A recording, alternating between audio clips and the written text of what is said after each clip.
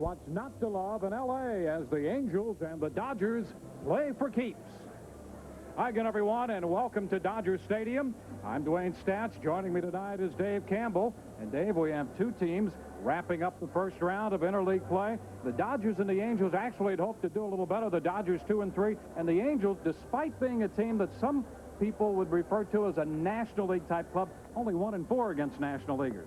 Well, the Angels had the Dodgers right where they wanted them last year, a 3-1 lead late in the ball game, and they had their top setup man, Mike James, in the game in the 8th inning. He gave up a homer and 2 singles, but they finally got out of that. They didn't get to Troy Percival in the 9th.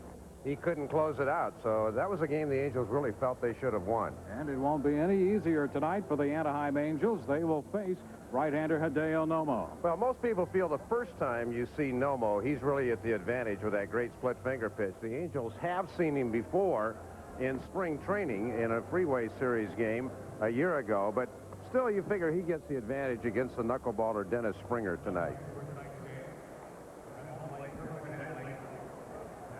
Nomo comes in 4th in the league in strikeouts with a record of 6-6 overall, and the earned run average of 3.67, coming off a loss in the last outing, and that was in interleague play to Oakland by a count of 5-4. And this is the first time the Angels have seen Nomo in championship play. They did see him in the exhibition game, and Jim Edmonds talked about what it's like to face this right-hander.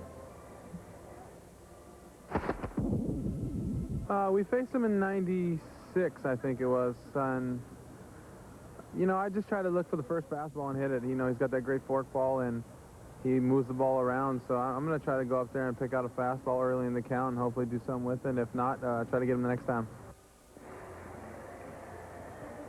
Edmonds has gotten a lot of pitchers the next time this year as well as the last couple of years. He comes into this game hitting .321.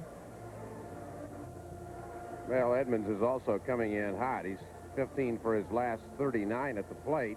And obviously, everybody, we saw it in our tees tonight, still buzzing in baseball about that absolutely fantastic catch he made in Kansas City. I'll tell you, it's as good as I've ever seen, and I think a lot of people who have watched that thing a number of times on tape, I think are pretty much in agreement with me. And the starting lineups put together by Terry Collins, presented by Nextel. The Angels have Tony Phillips leading off, and Edmonds hitting out of the 2nd spot. Hollins 3rd. Tim Salmon's been red hot in the cleanup spot. Anderson, Larritz, Alicea, DeSarcina hitting 8th, and the pitcher is Dennis Springer. He'll bat 9th. Well, Hideo Nomo, he is a strikeout whiz, number 3 in the National League. You see his numbers over the career at home and on the road.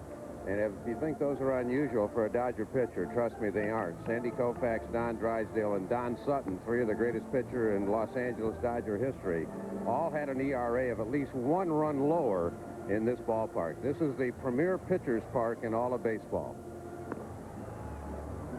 Check the defense playing behind. Kareem Garcia is in left field. Todd Hollinsworth sent to the minor leagues. Butler and Mondesi, Zeal, Gagne, Guerrero, and Karros. Mike Piazza, the leading all-star vote-getter in the National League, is behind the plate. And again, Garcia up from Albuquerque. He is a young man who is out of Mexico, and Hollinsworth, the Rookie of the Year last year, was sent down. We also understand Brett Boone of the Cincinnati Reds was sent to the minor leagues today. And here's the veteran, Tony Phillips. Phillips playing left field for the Angels tonight and leading off. And the addition of Phillips coming back to the Anaheim Angels with that on-base percentage of .414 and his versatility. So the addition of Phillips has been a big one for Terry Collins' ball club. Starts tonight hitting .289, and the first pitch of the game is on its way. Upstairs, ball 1. Tony Phillips was with the Angels in 1995 when they finished 2nd in the American League in runs scored. The 3 previous years, they had finished 13th, 14th, and 13th. When he was gone last year, they finished 13th again. Must be some correlation there. Well, Phillips says this team reminds him a lot of that 95 team and their ability to score runs in bunches. And he's on base to start this one. A liner up the right side. Mondesi with that great arm. Phillips will challenge him. A good throw's going to get him, but he's in there safely. Tony Phillips with some aggressive base running doubles to start the game. Well, one of the great things about interleague play is these players watch SportsCenter and Baseball Tonight, and they watch Game of the Week, and they know, Tony Phillips knows that Raul Mondesi has a tremendous throwing arm. That isn't any secret. Mondesi hustling towards the line. Phillips decides to challenge early on. Mondesi with a laser into second, and it was close. Just got the hand in. Gagne's tag was a little bit slow getting over to the hand. He is in safely, and Gagne kind of in disbelief, but no argument. The 11th double of the year for Tony Phillips, so he's already in scoring position out of that leadoff spot. And now here's Jim Edmonds. Edmonds pops it back into short left. Garcia's there. And no chance to advance the runner over to third as Phillips stays put at second. Not a very good at bat by Jim Edmonds. He told us before the game he's going to go after that first pitch fastball, but in that situation you got to look for a ball you can pull.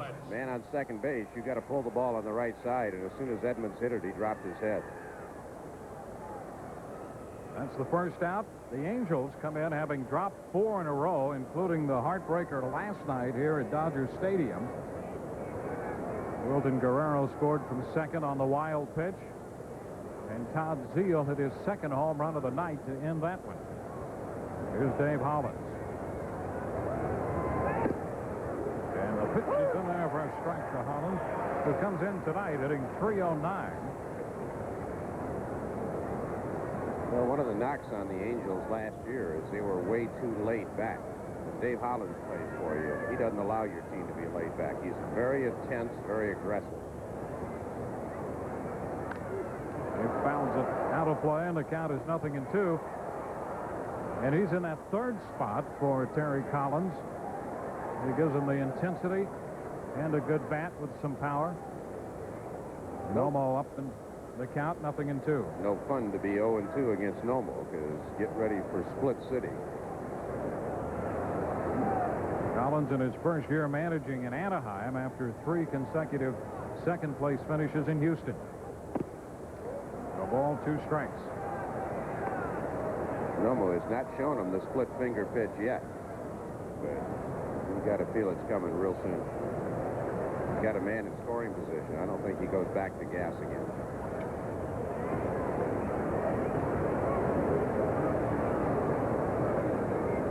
He's facing Hollins, who has been swinging the bat extremely well. 1-2, and he went for the gas and threw it by him. He heated him up upstairs. 4 straight fastballs to Dave Hollins. I guess Nomo says he's going to establish the fastball early. Batting fourth, number 50. Pretty good deke by Piazza, too. Right He fielder. pounded the ground with his glove, and sometimes hitters might think, he wants to throw the splitter and he wants to keep it down. Piazza may have psyched out Hollins for that one. Part of the tricks of the trade, and again, Mike Scioscia, a great defensive catcher for years with the Dodgers, is on the coaching staff this year, and he's really worked hard with Mike. Well, there's Salmon, and he's been swinging a very hot bat recently. It will take a 2-out hit to get the run home after Phillips opened the game with a double. And the pitch to Salmon is upstairs. Salmon with 47 runs batted in for the year, and 14 of those have come in his last 13 games. He got hot on a road trip to Minnesota. Put her there in 500 for a series against the Twins, and has continued to hit well. 1-1. Well, again, Nomo has stayed strictly with the fastball in the first inning.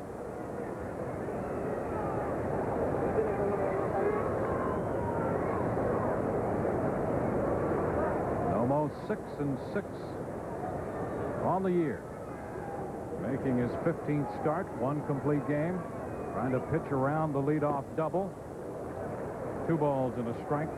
Finally dropped the splitter. One interesting event maybe surrounding this game, if Dennis Springer, the Angels starter, falters, we could see Shigetoshi Hasegawa. And that would be the first time 2 Japanese pitchers ever pitched in a major league game at the same time. Terry Collins thought about starting Hasegawa tonight.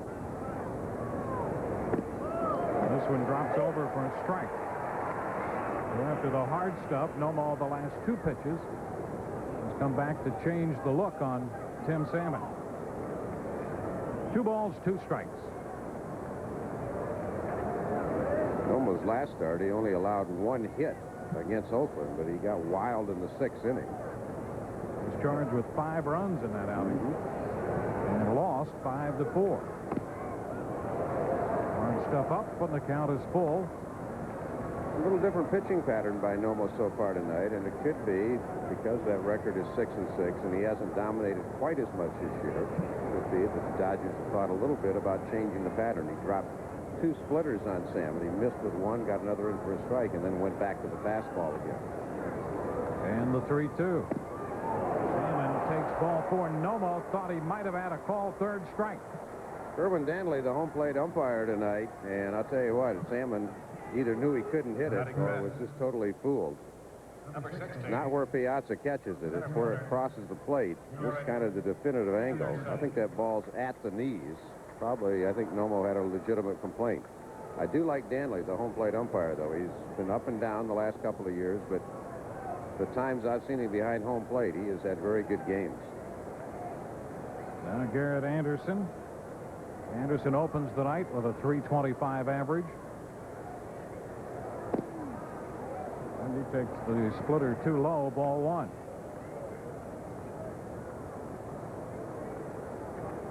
Anderson with a couple of home runs, and he's a guy who normally loves to swing the bat.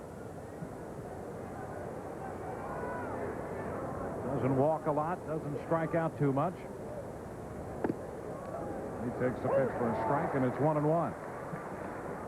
The only rap on Anderson the last couple of years is his secondary average and slugging percentage really aren't very high. He's more of a singles type hitter, occasional doubles. He's not what you'd call a real slugging outfield, but he's still a pretty good 300 type hitter. Foul down the right side. That gives Nomo the advantage in the count, of 2 strikes. We're at Dodger Stadium tonight. The Dodgers and the Angels playing the Freeway Series for real. They got it started last night. The Dodgers pulled one out. The Angels with a first inning threat. 2 men aboard with 2 outs. 1-2 the count to Anderson. He stays alive, fouls it away, out of play. One of the reasons Garrett Anderson does hit 300, you saw right there, when he gets 2 strikes on him, he really cuts down on the swing and tries to put it in play. That was not Nomo's best splitter, but still it would be enough to get some free swingers out. Tony Phillips opened with a double, challenging Raul Mondesi's arm up the right field line. With 2 outs, Salmon walked. 1-2, and there's a base hit by a diving Karras. Extra bases coming here. Phillips will score. Boa will wave Salmon home, and the relay is not in time. And over to third goes Anderson. 2-0 Anaheim. We'll wait and see if they score a double or triple. But you talk about Larry Boa sending Salmon. Boa was a very aggressive player. He's an aggressive coach, and that's one thing the Angels really decided to change up this year. They brought in Terry Collins, Larry Boa, Dave Parker. 3 aggressive type guys, and we mentioned Hollins. Fastball again from Nomo. He leaves this inside, and when you have the defense playing the other way, that's a long run for Raul Mondesi. They were playing Anderson to hit the other way, and he just turned on a fastball in. Wilton Guerrero's throw, not in time to the plate. Salmon scored easily. Anderson driving in 2. He'll get credit for his first triple of the year. He has 41 runs batted in, and here's Jim Leyritz. Upstairs, ball 1. So the Angels break out in front, 2-0. Anderson had a big double in last night's game. They got the Angels that 3-1 lead. They couldn't hold it. Popped up, foul ball, and that will carry out a play. The count is 1-1. The Angels in last night's game broke out in front 1-0. Dodgers tied it with a run in the 5th, and then the Angels put 2 on the board in the 6th. The Dodgers scored a run in the 8th and 2 in the 9th to disappoint the Anaheim Angels. Todd Zeal hit 2 home runs, including the game winner. Upstairs. 2 balls and a strike.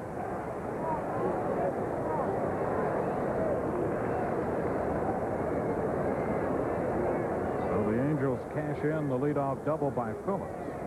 And then some. Salmon, after he had walked, scored on the triple. Nomo is behind Larrett's 3-1. Larrett's hitting 6th and catching tonight. He played first base last night.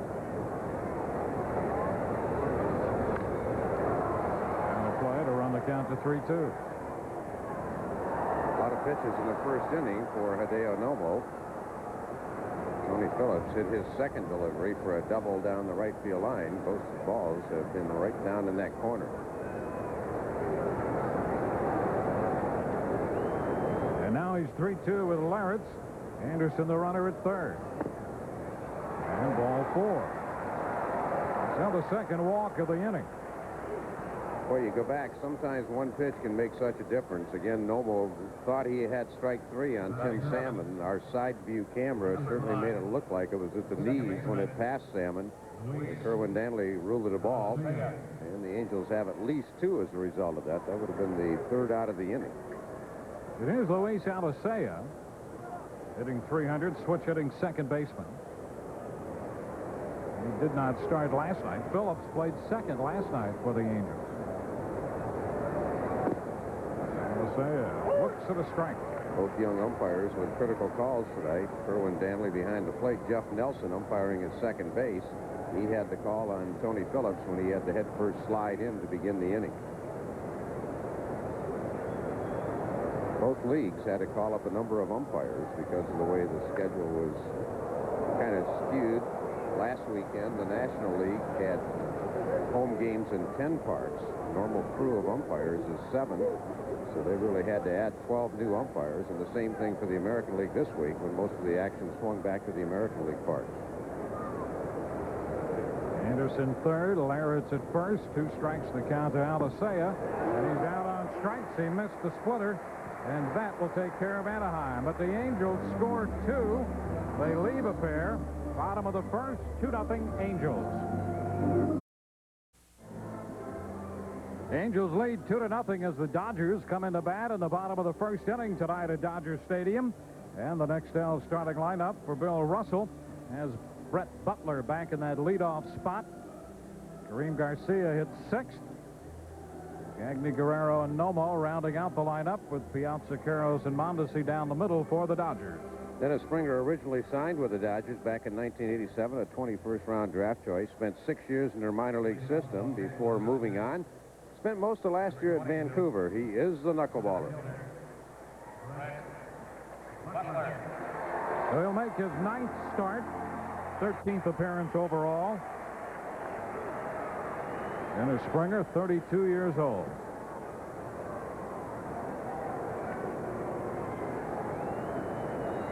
Springer's coming off a no decision his last time out against the Padres. And here's Brett Butler to lead off for the Dodgers.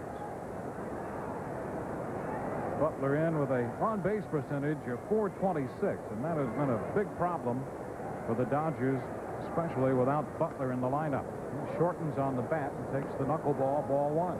Brett's missed 32 games so far this year. He had some problems with the shoulder, a labrum problem, and Bill Russell has elected to rest him now and then. He did not start last night against Chuck Finley. They give Cedeno the nod now and then against left-handed pitching just to give Butler a day off.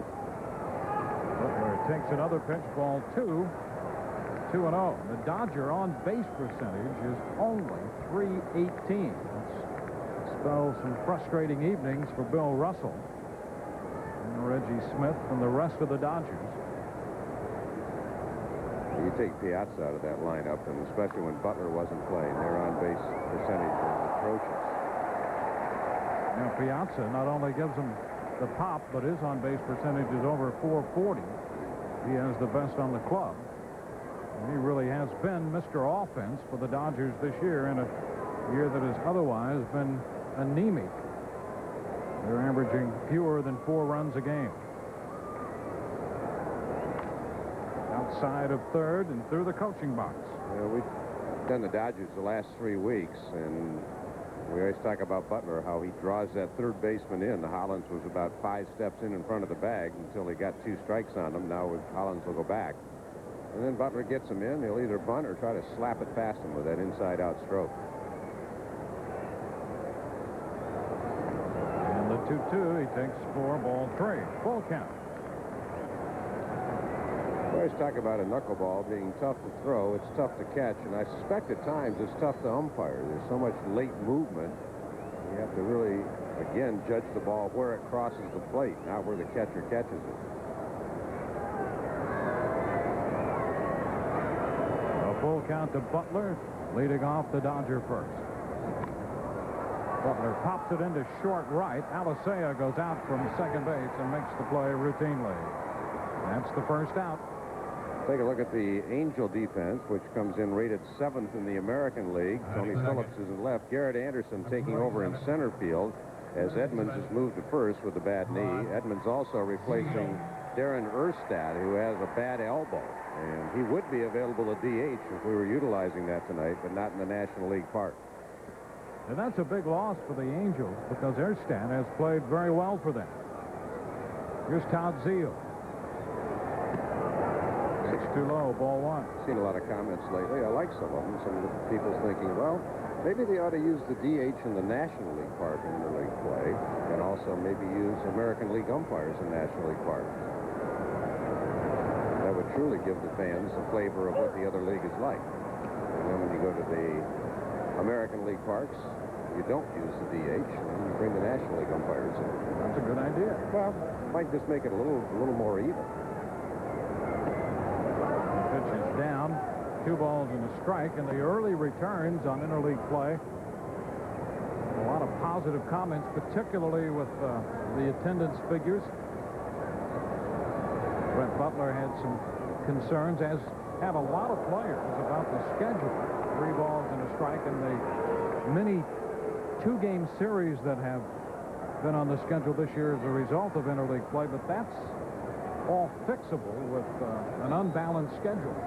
Well, when you add 2 teams next year, all of a sudden it is very, very fixable if they want to go to. I mean, a schedule suggested by Chris Berman and myself a year ago. I saw Paul White in Baseball Weekly wrote the same thing. 72 games in your own division, 60 games against your own league, and 30 interleague.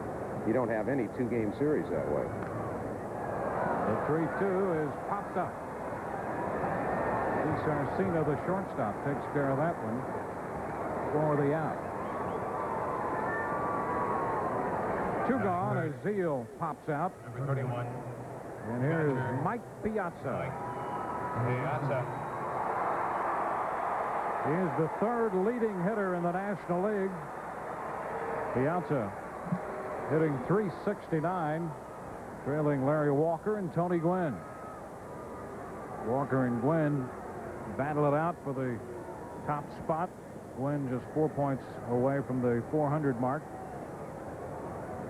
And Piazza, as he has done so often this year, hits with the bases empty. Strike 1. That's one of the reasons Mike only has 35 runs batted in. See, he's been hot. Karros has been hot. First time all year the 2 of them together have put together a good string. Ball and a strike to count.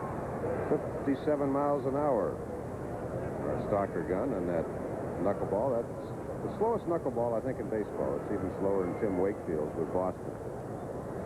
It is indeed an off-speed pitch in the truest sense. This one is down. Springer says he'll actually use a couple knuckleballs in terms of speed, and one is that ultra-slow pitch that you're talking about, Dave. It registers in the mid-50s to 60, and then the other one in the mid-60s and might get up to 70. Big cut. The count goes to 2-2. Well, Piazza waited and still didn't get it. The ball had so much movement. Piazza missed it. Leyritz missed it. And, of course, as with most knuckleball catchers, when they're catching the knuckleball, the oversized glove. 2-2. skied toward right center a bit. Anderson is there and puts it away. It's a 1-2-3 first for Dennis Springer, and at the end of one, the Angels lead 2-0.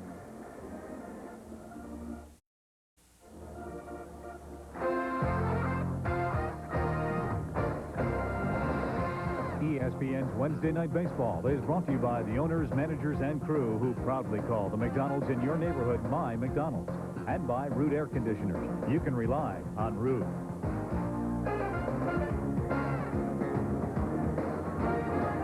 Back at Dodger Stadium at the end of an inning, the Angels have a 2-0 lead over the Dodgers. Leading off the Anaheim Angels, number 9. Dodgers, Shortstop. more of a traditional approach since they moved west in the 50s. And the Angels have had a few different looks, starting with the Los Angeles Angels with that halo in '61, then the California Angel cap and a little halo above the A, and all the way up to the modern-day cap this year, the first time out for the Anaheim Angels. Gary DiSarcina lifts one into left, and Kareem Garcia is there to take care of that one.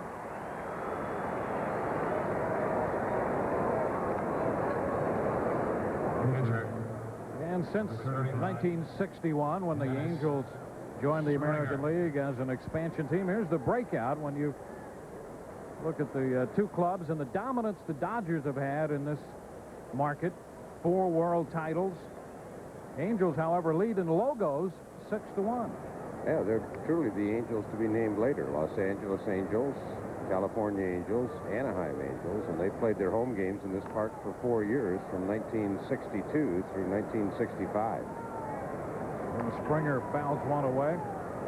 And a little sidelight, a sidebar, if you will, to this game. Terry Collins, as you know, the first-year skipper of the Anaheim Angels, cut his managerial teeth in the Los Angeles Dodgers organization, including an extended stint with their Albuquerque ball club, 8 years total, and the Pacific Coast League Manager of the Year for their AAA club in '88 at Albuquerque. And Springer, quick work for Nomo. That's the 3rd strikeout for Hideo Nomo. Well, when you saw that one graphic that from the time the Dodgers got here, Bill Russell only the 3rd manager, the Dodger organization has been kind of a training ground for managers to go elsewhere. The guy that succeeded Terry Collins at Albuquerque was Kevin Kennedy, who eventually went on to Texas and Boston, and then to ESPN. A step up for Kevin. 2 outs, here's Tony Phillips. Phillips doubled and scored in the first inning.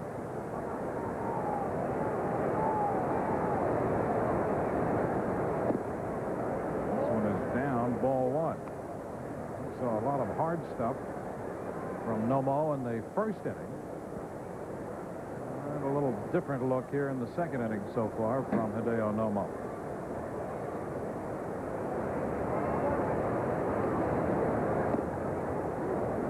Phillips ahead in the count. 2 balls and no strike. Well, there's no question that the Dodgers have dominated this market, and Terry Collins, pretty much a realistic assessment of what the Angels have to do. They have to go out and win. They thought they had a win last night, but the Dodgers pulled it out. There's a strike. 2 balls and a strike. Well, the Angels have been close to the World Series a few times. The closest they came was in '86 when they had a 3-game-to-1 lead over the Red Sox. Had the game just about wrapped up, couldn't put it away, and then they went back to Boston, and Boston won them both. And when they played that World Series in '86, it's so well remembered, the Red Sox and the Mets. The reprisal last Sunday night. 2 balls, 2 strikes to count to the Angels' leadoff hitter, Tony Phillips. Base is empty, 2 outs.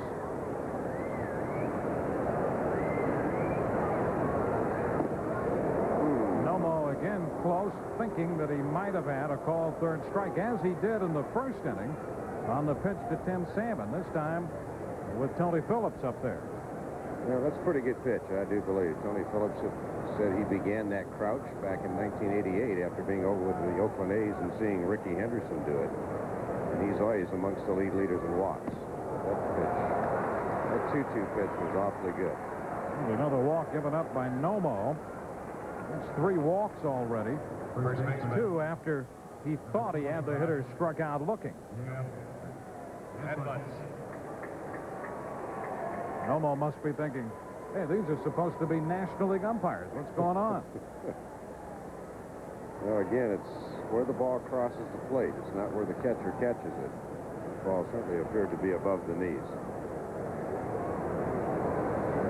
Jim Edmonds, he's looking for the hard stuff from Nomo. Ball 1. I'll tell you, it's not hard to figure out a game plan against Nomo if you watch him enough on television. Jump on the first fastball you see. I'd say probably 80-85% of his strikeouts come on that devastating split finger pitch once he gets ahead of you.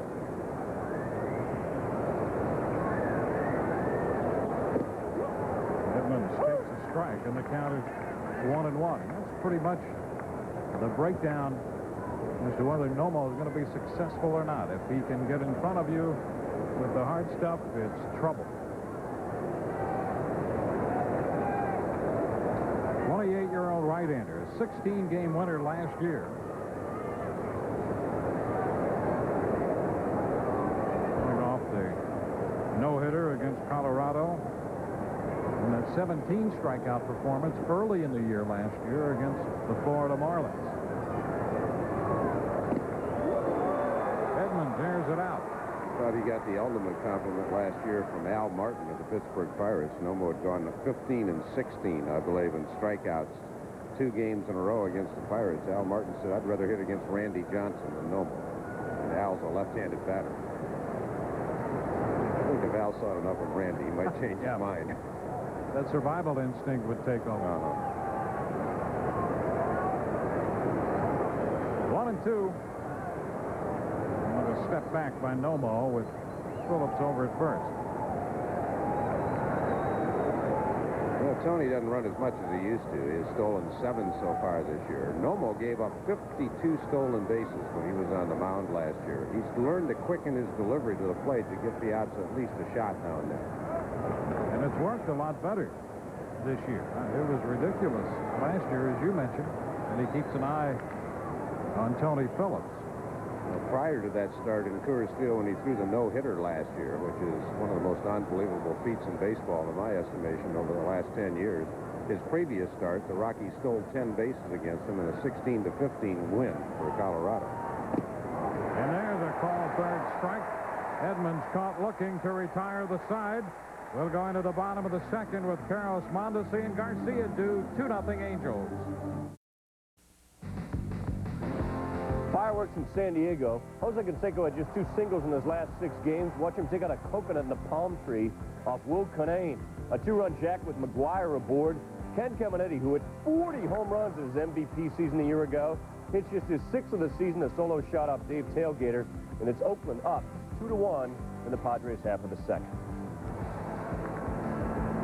So the Padres have lost 3 in a row, behind early in that one.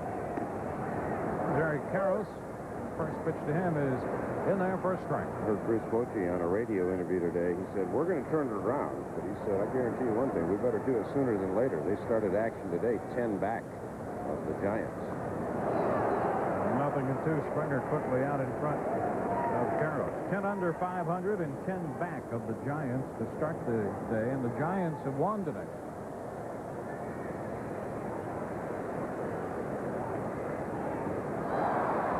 Springer takes care of Eric Karros on 3 pitches to notch his first strikeout tonight. Well, it appears that Springer's dancer is definitely dancing tonight. The book on Springer lately, though, first time through the order, he's been pretty effective, and sometimes second time through they start getting to him, but nobody's had a good swing yet. And Springer says he's thrown that knuckleball since he was a kid, but after he was signed by the Dodgers, he ran into Charlie Huff in the late 80s, and Huff helped him develop that pitch and refine it a bit more and change speeds with it. And he's trying to ride it to stick around the big leagues for a while. Here's Raul Mondesi. Mondesi's hitting .282, and he misses the knuckleball. Ooh, all the way up to 61.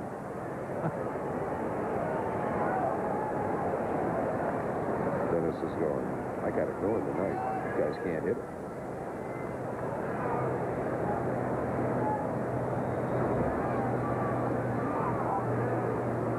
One ball and one strike.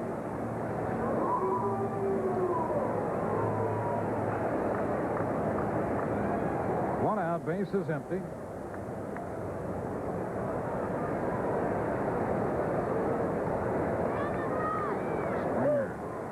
That one over for a strike and is ahead in the count. 1 ball, 2 strikes. Good concentration right now for Springer, and he's pitching with a lot of confidence. He knows he's got the butterfly pitch going well in the early portion of this one tonight. And the early lead, 2-0. His teammates scored twice in the first. A liner, fair. Phillips cuts it off, but Mondesi's going to have a double. So Mondesi picks up his 15th double of the year. And that's the first Dodger hit.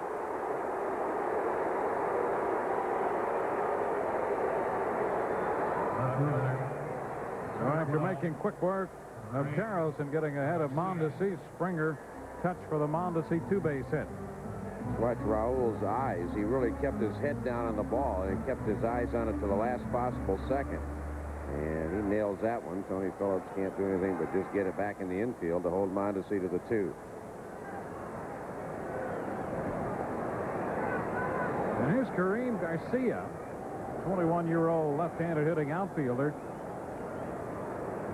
He could be an important man in this lineup for the Dodgers, just to give them a little different look left-handed.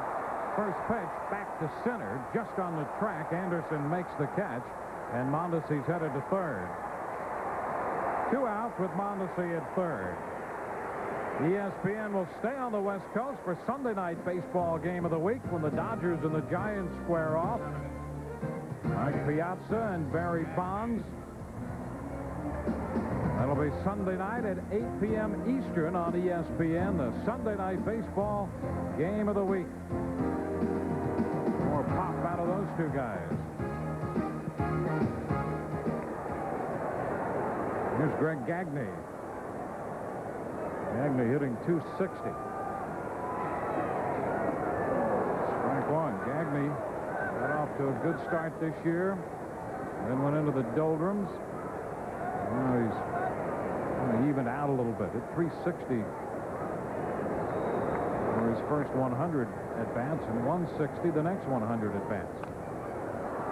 Contact, but foul and out of play. Is there a saying in baseball that most people seek their own level? Since those first 200 at-bats, he's hitting .261. 360 and 160. He's settling in at 260.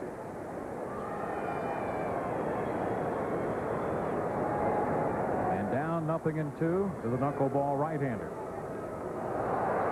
A swing and a miss. Larritz will go to first to complete the putout, and that retires the side. We're headed into the third. It's 2-0. Dave Hollins will lead off.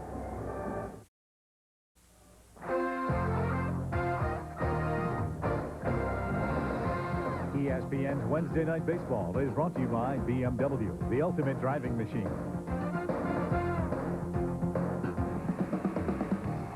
The 1982 World Series rematch is over, and the Brujas have beaten the Cardinals again. Doug Jones gets the final out, not a save. He strikes out Langford 8-4. Burnett's a 3-run triple. The Cardinals have lost 5 of 6 in interleague play. Fernando Valenzuela lost last night for the Cardinals against the Milwaukee Brewers. So the Cardinals have lost 4 straight now. And here in Los Angeles, the Angels come into bat with Dave Hollins leading off. Against Nomo. Hollins takes the pitch too high, ball 1. Hollins struck out his first time. One of 4 strikeouts already recorded by Hideo Nomo. Hollins hitting third in the Angels lineup. Bounces this one to the right side. Karros, and off the mound to cover Nomo for the first out.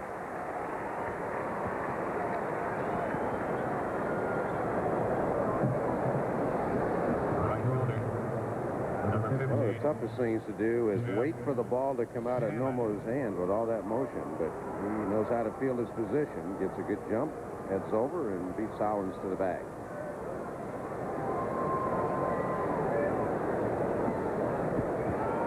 One out for Tim Salmon, the cleanup hitter. Salmon walked and scored his first time after Nomo thought he had him struck out. First pitch is in there for a strike. Well, they had better than 41,000 here last night to see the Dodgers pull it out in the ninth inning.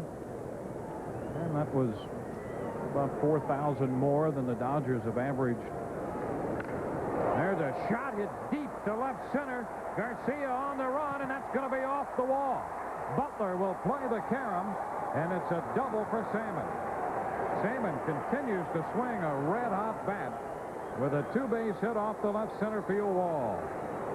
Well, the Dodgers have 4 players in their lineup tonight of the 16 in their franchise history have been National League Rookies of the Year. Tim Salmon is the only Angel ever to be a Rookie of the Year. He goes down and golfs a low fastball, and this ball, Garcia runs out of real estate about a third of the way up the ball. Good backup by Brett Butler. And Garrett Anderson steps in. He's the difference in this game right now. Anderson tripled home 2 runs his first time. Bounces this one, picked up by Karros nicely. Nomo over to cover, and a quick turn and look as Salmon advanced to third.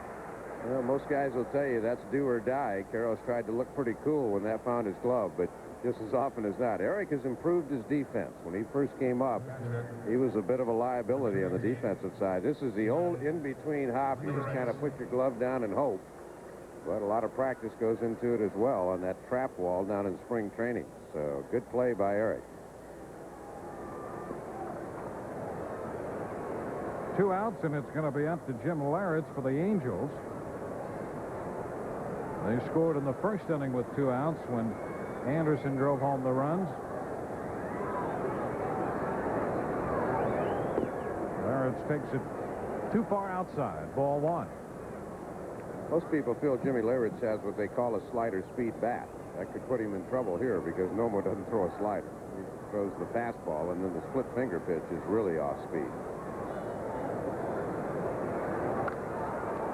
High foul. It's going to carry out a play and run the count to 1 ball and 1 strike.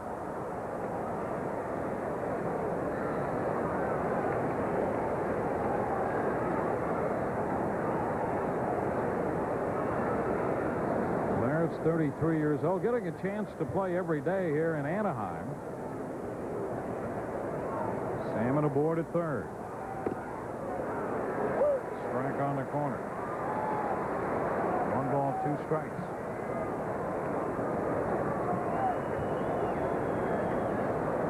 The Angels dropping 4 straight, 1-4 in interleague play, and a game over 500 overall. Larritz reaching out to stay alive and fouls it up the right side. Larritt's always been a good RBI man on third base down in the count. He's just going to protect the plate. He tries to shoot one over Karros' head.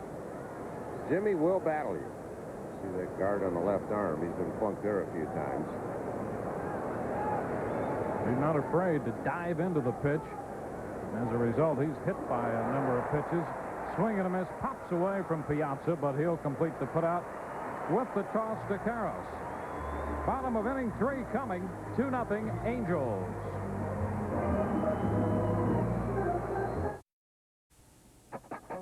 Third inning in San Diego, we showed you Canseco and Caminiti's home runs earlier. There's Mark McGwire. He's now within 1 of Ken Griffey Jr. It's his 26th of the year. Scores Geronimo Baroa, a 2-run shot, and then Canseco back-to-back jack. Will Canane duck and cover. Canane wasn't supposed to start tonight. He wishes he hadn't. He's down 5-1 as the Padres bat in the third. Back to Dave and Dwayne. All right, thanks. So that's number 26 for McGwire moving in on Ken Griffey Jr. Here 2-0 on a triple in the first inning by Garrett Anderson, chasing home both Anaheim runs, and the Dodgers will send Wilton Guerrero out of the 8th spot tonight, and he'll lead off the bottom of the third. Guerrero got into the home run act last night from the right side. The pitch is down, ball 1. It's like the Bayside Bashers have it going tonight. They don't want to be known as the Bash Brothers anymore, so we're still working on a name for them. Canseco with 2, McGuire with 1 in those last 2. Whoa.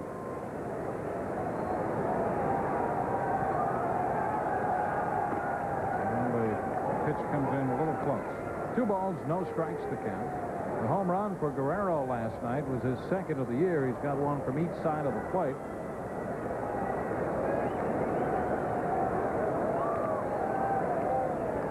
Batting .294 for the year. Still somewhat embarrassed about the Cork bat incident. Of course, his Dodger teammates, his nickname now is Corky, and he's answering to it, but he still feels a little bit bad about it. He said it really caused a lot of problems for his family down in the Dominican Republic. He said he had a sister that wouldn't even eat for a day. She was so upset. Not only are his teammates calling him that, but in the game stories, the sports writers are calling him Corky. A shot grabbed by DeSarcina. I had a chance to talk to a couple of people tonight that follow the Angels, and I've heard through the grapevine that this guy is a terrific shortstop. When you come in and only see him play once or twice a year, you don't get a real feel for him because he's not real flashy. But they say this guy is the real deal defensively. High school teammate of Tom Glavine back in Billerica, Massachusetts.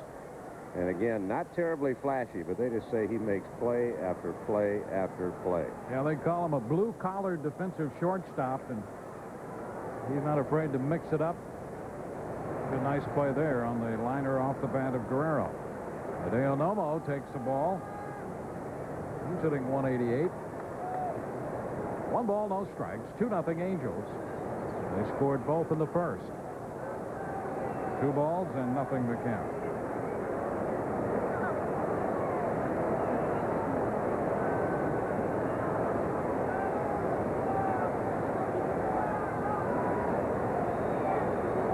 Springer, to his pitching opponent, is behind Nomo, 3-0. Sure, he's hitting .188. Give him that green. Oh, yeah, there's no doubt in my mind. That's why we get paid the big money. He'll be hacking away on this one. I can't believe he took it. There it is, the strike, 3-1. Take another one, Hideo.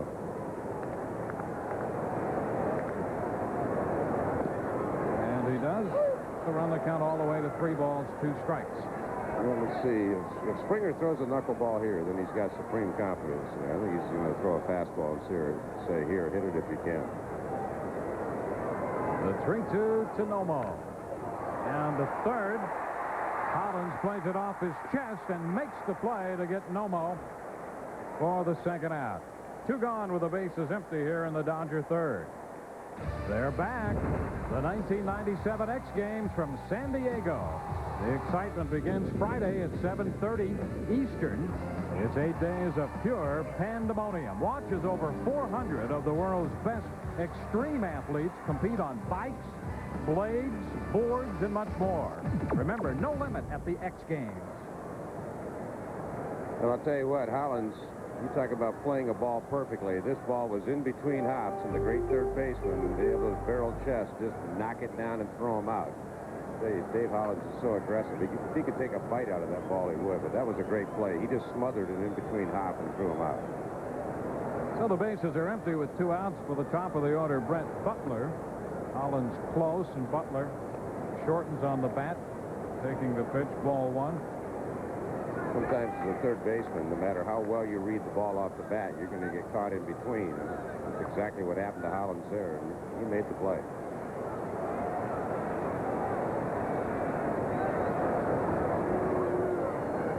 Two balls, no strikes.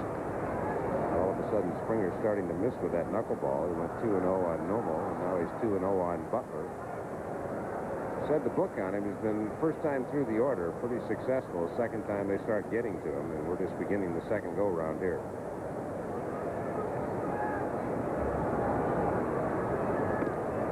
And the pitch is in for a strike. It's 2-1. Well, he's coming off a no decision his last time. That was against San Diego. He left after 6 innings, leading in that game 7-4, but the bullpen couldn't hold it, and the Angels wound up losing in extra innings, 8-7. Now it's 3-1 on Butler.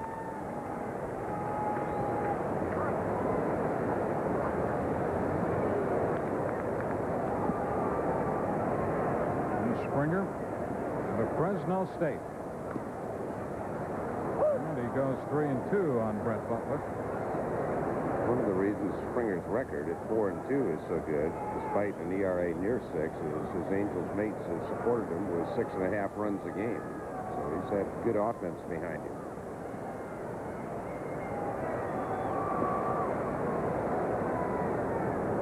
And he comes in with a 3-2 to Brett Butler, who fouls it, forcing him to make another pitch. Well, the Angels are about in the middle of the pack in the American League. In runs scored, they're averaging not quite 5.5 runs, 5.3 runs a game. And the Dodgers, on the other hand, in the National League are averaging just 3.8 runs per game. They've zipped past Cincinnati. They've been leading Philadelphia all year long, but Bill Russell still knows if he can get his club up to 9th or 10th in runs scored, he's going to win this division. He's just got to get more offensive production. They have the pitching. Another foul ball. 2 outs, bases empty, full count on Brett Butler. Giants continue to play well. They go 5-1 in the interleague. They beat Seattle 2 in a row. I tell you, a lot of teams, a lot of people waiting for them to hit a lull, but so far they have not. Well, they've now gone to 11 games over 500, leading the National League West. Butler walks. The first walk given up by Springer. Third baseman. The Dodgers come in, and you see there, 2 games under 500. They've gone 2-3 in the interleague period. And the Padres 10.5 back, with the Giants winning today. Colorado also won, so the Rockies remain 3.5 back. Giants, when interleague play started last Thursday, only had a half-game lead. They picked up 3 games along the way. The Rockies went 2-4, while the Giants were going 5-1. Butler had a big lead over at first. Since he's come back, he has 4 steals and has been caught 4 times. The 40-year-old outfielder, Brett Butler. One team that still continues to amaze. How about the Montreal Expos? Carlos Perez shuts out Jimmy Key 1-0 today. Butler again back in, standing up. Yep, their streak broken, and right back with a win today. 11 out of 12 for the little team that could, and they continue to do it year after year. It's an amazing story. How good is Felipe Alou, huh? He seems to be able to push the right buttons and have the perfect temperament. Zeal takes it low and outside for a ball. And they're still able to plug in some of the great prospects they signed before a lot of their talent evaluators left. Vladimir Guerrero coming in this year. Grzelcyk, they get Lansing as a free agent out of a Class A league. I'll tell you, they have good talent evaluators, and Felipe gets the most out of his players. Butler is the runner. 2 outs. 2-0 the score. The Angels out in front. Springer comes back with a strike to Zeal, who ended last night's game in dramatic fashion, building a home run off Troy Percival after Wilton Guerrero had scored from second on a wild pitch. The very next pitch, Zeal hit into the stands and left. There's Vladimir Guerrero's brother, Wilton. Probably a first is going to happen this year. 2 brothers are both going to get consideration for Rookie of the Year in the National League. Front runner in the American League right now has to be Jason Dixon of the Anaheim Angels. I knew I'd say California once today. That's a mulligan.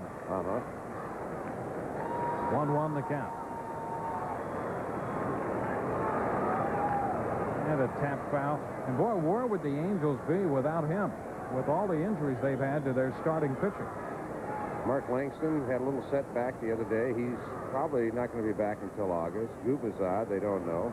And for Terry Collins, Jason Dixon, a young Canadian pitcher, has been a lifesaver for him. You see their current guys on the DL, and they have some guys in addition to that playing with injuries right now. Erstad, Edmonds, Eddie Murray's got a bad wrist. He's on the bench. There goes Butler. The pitch is low, and the throw is not in time. Butler has his 5th stolen base of the year. 548 in the career. That's 24th all time. If you're going to run against a knuckleball pitcher with a fairly high leg kick, and that pitch takes a while to get there when you're looking. But that was a fastball. Leyrit's throw had a little too much arc on it, and Butler in with a steal. Bears had a little trouble finding that ball in the mitt, and the stolen base. Well, that's one thing the Angels, as a staff, have done very well, is give their catchers a chance to throw out base runners. Popped up, handled by Edmonds at first. Zeal's out of there. We're through 3. 2-0 Anaheim.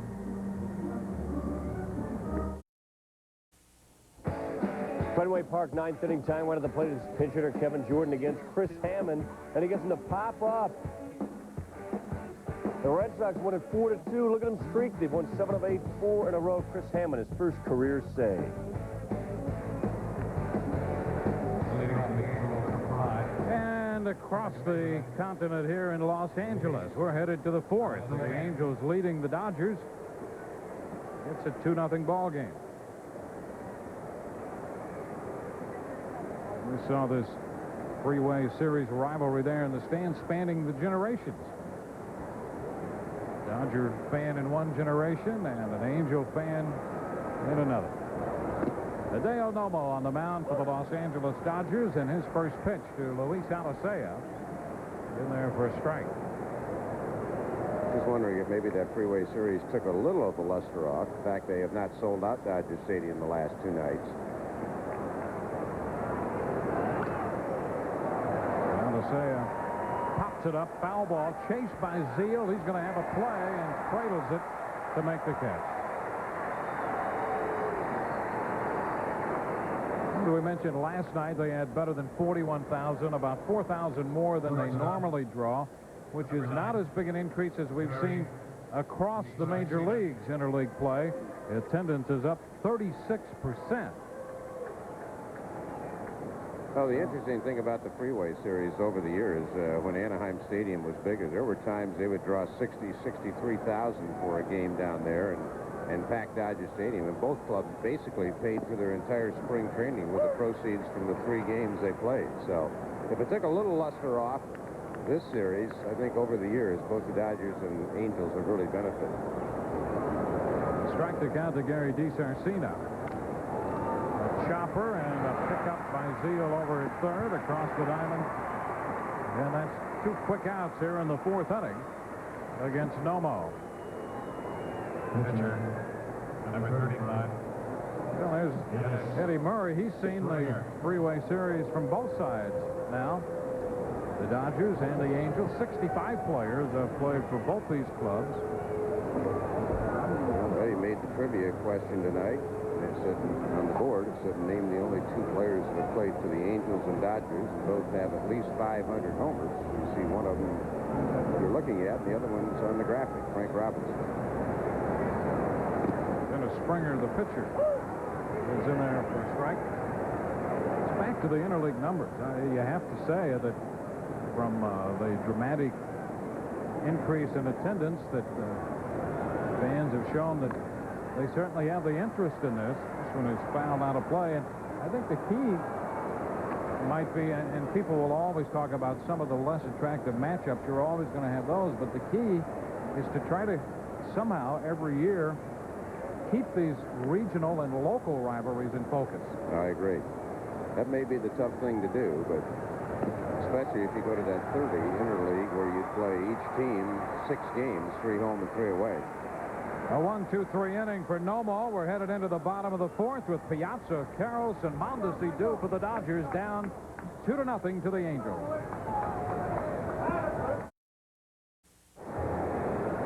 Interleague play going tonight at Dodger Stadium with the Angels leading Los Angeles 2-0, moving into the bottom of the 4th.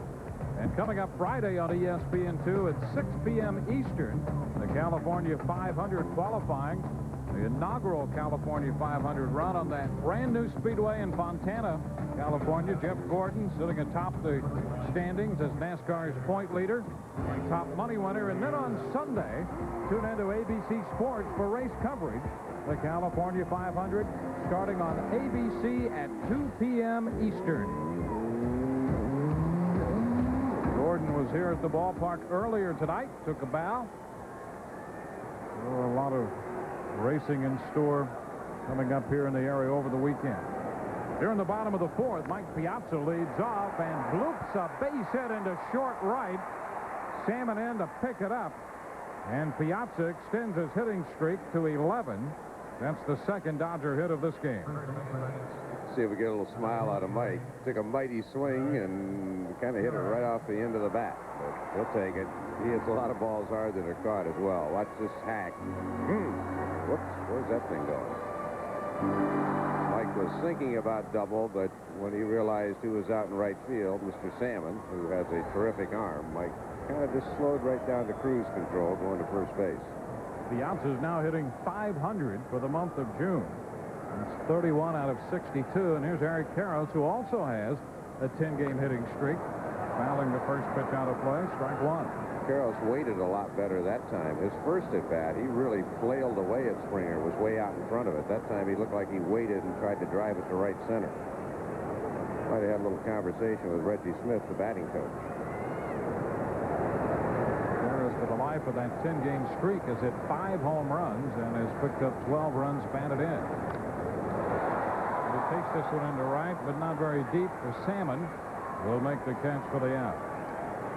Well, getting back to the interleague, the other thing is we think Kansas City beat Houston tonight. If that's true, currently up to date, the American League is leading 47-35. So they have dominated the first go-round. I don't know what that means other than the fact that the American League certainly has bragging rights through the first round. This game and the game down in San Diego still to be played, and the American League leading in both of those. I thought it was interesting when I saw some of the designated hitter numbers and how each league had fared in that department, and there was really very little difference. I think the National League had a few percentage points advantage there. And even the American League pitchers who were forced to hit, you would expect would have a bigger problem than their National League counterparts, and they did, but the difference really negligible. Mondesi up there, a ball, no strikes to count. Well, I think the National League pitchers last year as an aggregate hit about 145, so they wouldn't have to go real great shakes to do a whole lot more. Biggest thing is it's created a lot of interest. I think the fans have had a lot of fun, and I'm all for it personally. We'll just have to wait and see how it all shakes out. Foul out of play. 1 ball, 1 strike. Coming into play today, here's the breaking. You see the DH, 4 points difference. The American League a little better. And the pitchers batting 153, 106. The American League ERA actually better than the National League. I think of all the statements made, I think what Baltimore did down in Atlanta last weekend was the most emphatic. They showed that great bullpen depth they have, and that allowed them to beat the Braves 3.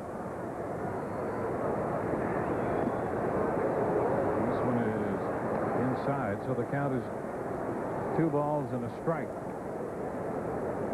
Well, the fans have gotten a chance to see that DH being utilized and not. And you know, there's a lot of clamor that it's got to be one way or the other, and I don't know that with those numbers we saw that it necessarily has to be one way or the other. I don't think you have to have uniform rules to go DH all the way or no DH the other way. Well, one of the bottom lines is we've thrown out an awful lot of baseball tradition, but the other side, the fans have spoken. The 36% increase in attendance, I think, is rather emphatic. Although we did have the city rivalries, Mets and Yankees this week, the Chicago rivalry, Cubs and White Sox. Well, now we have the freeway rivalry. Still to come, Oakland and San Francisco. 2 balls and a strike to count into the dirt, and a nice pickup there by Larry. Yeah, it ought to be interesting in Montreal and Toronto play. It'll be the first time only one national anthem is played involving those two teams.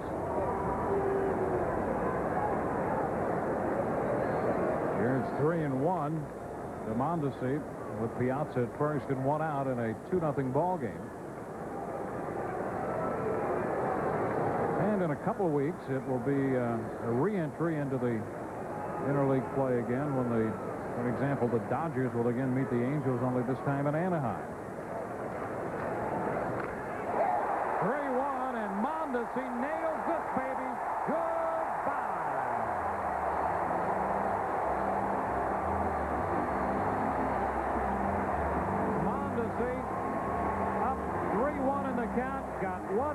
looking for and gave it what for.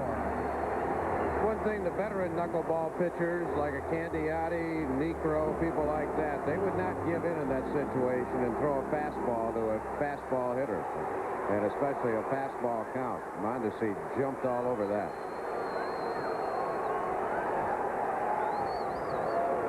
Tried to burn him with high gas, probably about 78 miles an hour, and Mondesi knew he had it. I think he likes Wednesday night baseball. He's hit 3 home runs the last 2 weeks when we've been showing Raul.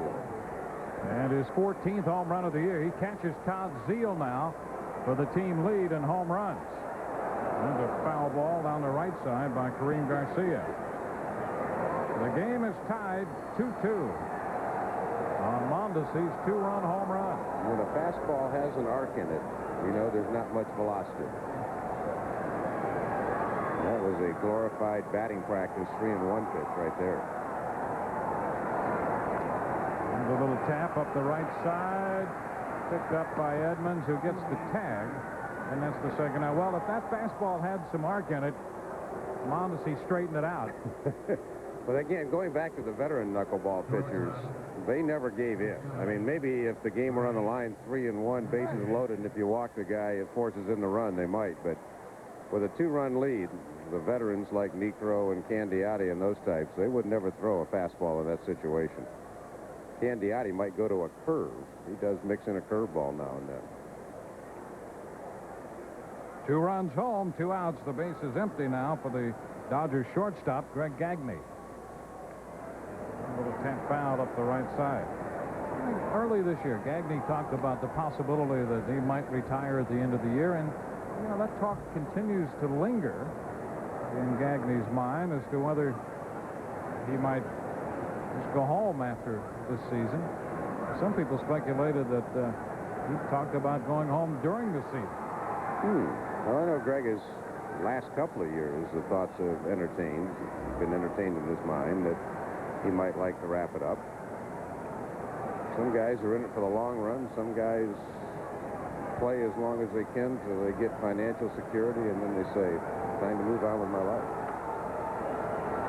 A ball and 2 strikes, and we just saw a quick glimpse there of Eddie Murray, who's putting the finishing touches on a Hall of Fame career.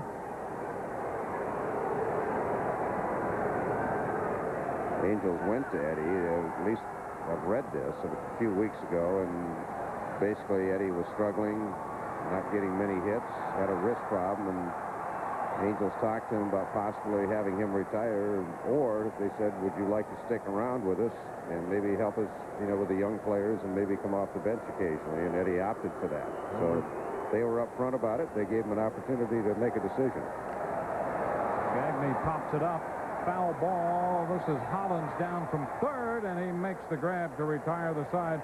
2-run score on the homer by Mondesi through 4, tied at 2.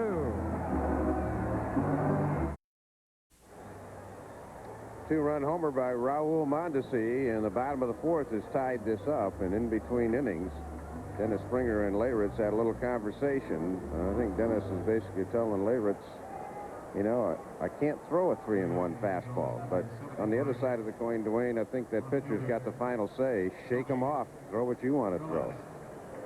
Yeah, particularly when you looked at the rest of the lineup and the way it's stacked up behind Mondesi. Just about a high 78-mile-an-hour 3-1 fastball, and Mondesi isn't going to miss very many of those. So the game is tied 2-2, courtesy of the 14th home run of the year from Mondesi. Top of the order for the Angels is Tony Phillips. And Nomo misses too low, ball 1. Phillips doubled in the first and scored, walked in the second inning.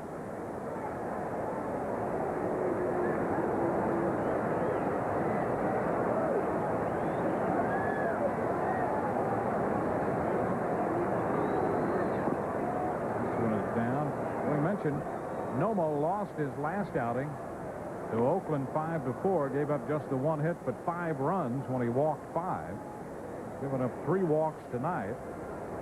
And 2 of those walks eventually occurred after he thought he had a called third strike on those 2 hitters. Inside, he's behind Phillips 3-0. Well, Phillips led the American League in walks again last year, and Nomo, 3 balls, no strikes right now. Has got a long climb back. And Phillips draws the base on balls, so Nomo does the exact opposite thing he would like to do after the home run to tie this game. See, 4 walks now in 4+ innings, 6 strikeouts, and he has walked the leadoff man in the 5th. Not too bad for Nomo as far as the pitch count. He's averaging about 15 an inning. For a guy that is a strikeout pitcher, that's not unusual. Now Jim Edmonds. Edmonds nothing of 2 on the night, including a strikeout looking in the 2nd inning. That ended the 2nd. And a foul ball down the right side for a strike. Yeah, Jimmy finally got the pitch he was looking for all night. First time up, he was looking to pull a ball and hit a soft fly to left. Struck out the 2nd time. Got the gas here, but you better not foul it off when you get that pitch. I think Edmonds still bothered by the groin and the knee problems. You see him hop a little bit there. He is beat up again. He plays so all out. He's had a lot of injuries nagging the last 2 years. He's got a partial cartilage tear in that knee. There's a base hit to the right side. Phillips will stop at 2nd, but the ball skips by Mondesi. Now Phillips will round 3rd and come all the way to the plate as Edmonds digs for 3rd on Mondesi's error. And the Angels take the lead. How about that? Well, one thing about baseball is sometimes you don't get to be a hero for very long. Raul Mondesi took the grand circuit last inning and all of a sudden makes a error that cost his club at least 1 run. Looked like the concentration was okay. He was just reaching down to pick it up, but boom, went right past and never got a glove on it. Larry Boa going to get a rotator cuff waving Tony Phillips home, and Edmonds in standing with a single of the air, no RBI. Dave Hollins. First error of the year charged to Mondesi, the 50th Dodger error this year. Hollins looks at foul. That's going to carry out a play. Strike 1. Well, again, the addition of Tony Phillips. He's been on all 3 times tonight. For whatever reason, I told you that magical year for the Angels, it was magical until almost the end of the year. They finished 2nd in the league in runs, but the other 4 years surrounding, 3 before and last year, 13th or 14th in the league in runs scored. That's in for a strike. So Nomo has the jump. Well, Nomo walked Phillips to lead off the inning. That's a no-no, and then he gave up the base hit to Edmonds, and Mondesi's error allows the run to score, and Edmonds goes all the way to 3rd. Hollins trying to deliver a fly ball, but instead is out on strike. So Nomo, that's exactly what he needed there, was a strikeout for the 1st out. But now he's still going to have the middle part of the order coming up. Well, that's the splitter, and it starts about thigh high, and just when you start your swing, all of a sudden that ball breaks. And Dave, you're not the first guy that's had that kind of a swing on that pitch. That's why Nomo's 3rd in the league in strikeouts this year, finished 2nd last year. Here's Tim Salmon. Salmon has walked and doubled, hitting against the drawn-in Dodger infield. Nomo throws the fastball, strike 1. Well, the Dodger infield, as we move to the 5th inning, trying to cut off this run. Salmon looking for something up to hit a fly ball. Nomo trying to keep the ball in the infield or get the strikeout. Big run at 3rd for the Anaheim Angels.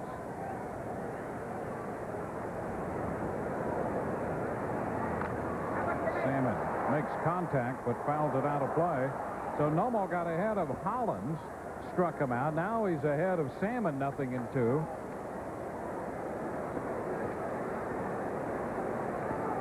Salmon has been a hot hitter. So Nomo in his spot, but he's done exactly what he needed to do with Hollins, and now getting out in front of Salmon, 0-2.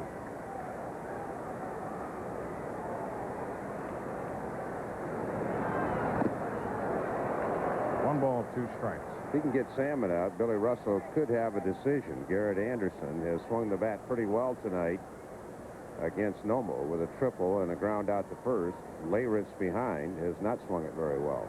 Possibility at least of pitching around or walking Anderson. The 1-2. 2 balls, 2 strikes. Tough to lay off that pitch. Salmon, one of those hitters who waits as long as he can and then tries to have a quick swing, has a little better chance of laying off than a guy like Hollins who starts a little bit early.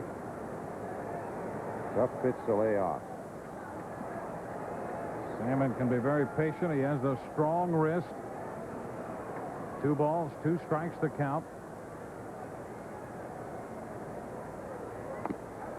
And the count is full now.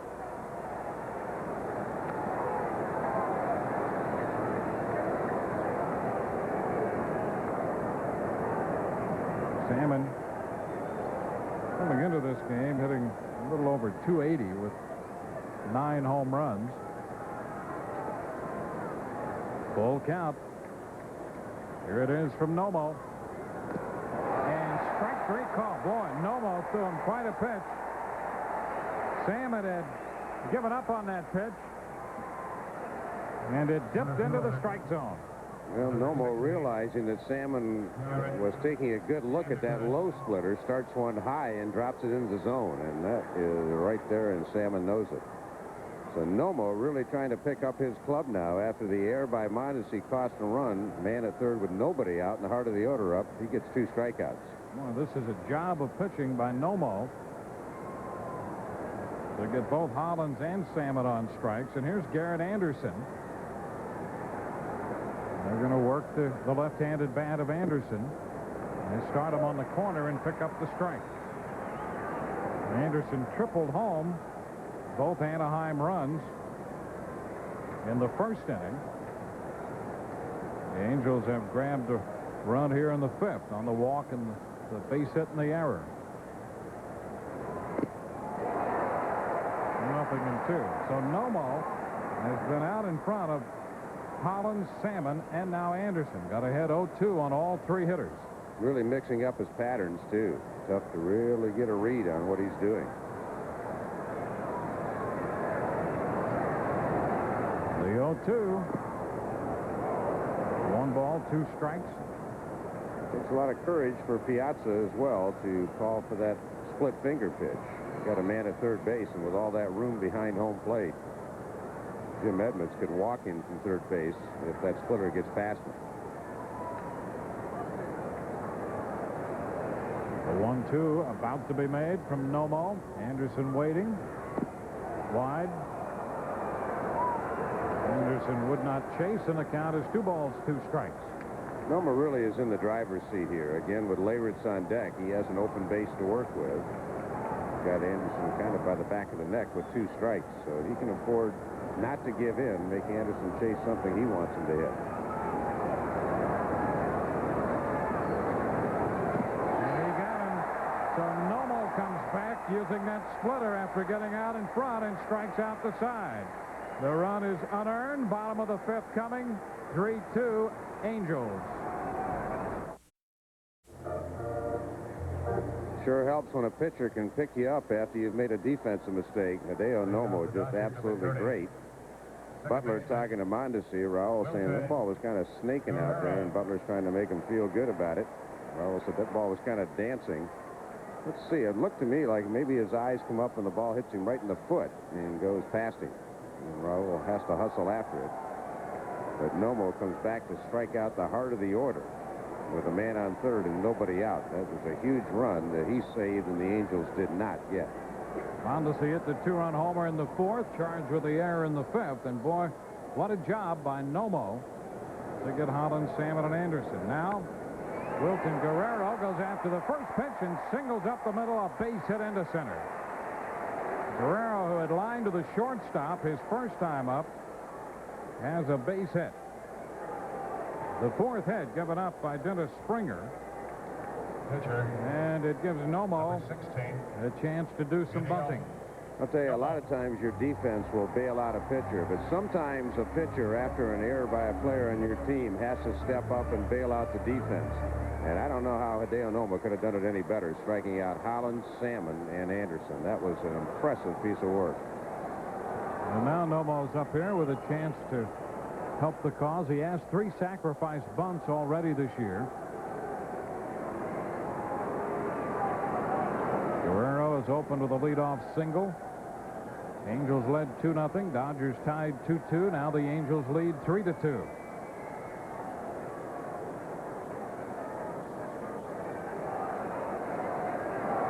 Nomo takes that first one for a ball. Well, let's see if any of the inexperienced. Jim Edmonds, a great athlete, has played some first base, but it's certainly not his normal position. See if that comes into play anywhere in this bunt sequence. Well, as a matter of fact, when he played first the other night, there was some talk about playing first bothered that injured knee and the hamstring more than playing the outfield. There's a strike. It's 1-1. The hamstring sore as a result of him favoring that knee injury. Watched him run after the ball got by Mondesi. I mean, he was not limping, but he also appeared to be running under control. He was not stretching it out.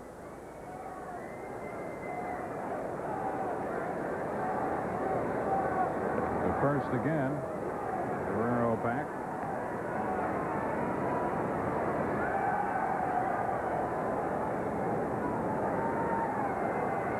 Nobody out in the Dodger half of inning 5. Nomo trying to advance the runner, Guerrero. Guerrero had feigned a little break off first as Springer tries to keep him close over there at first base.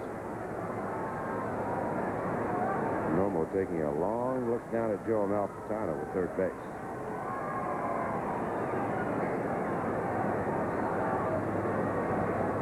Springer steps back again and wants Lawrence to go through another set of signs.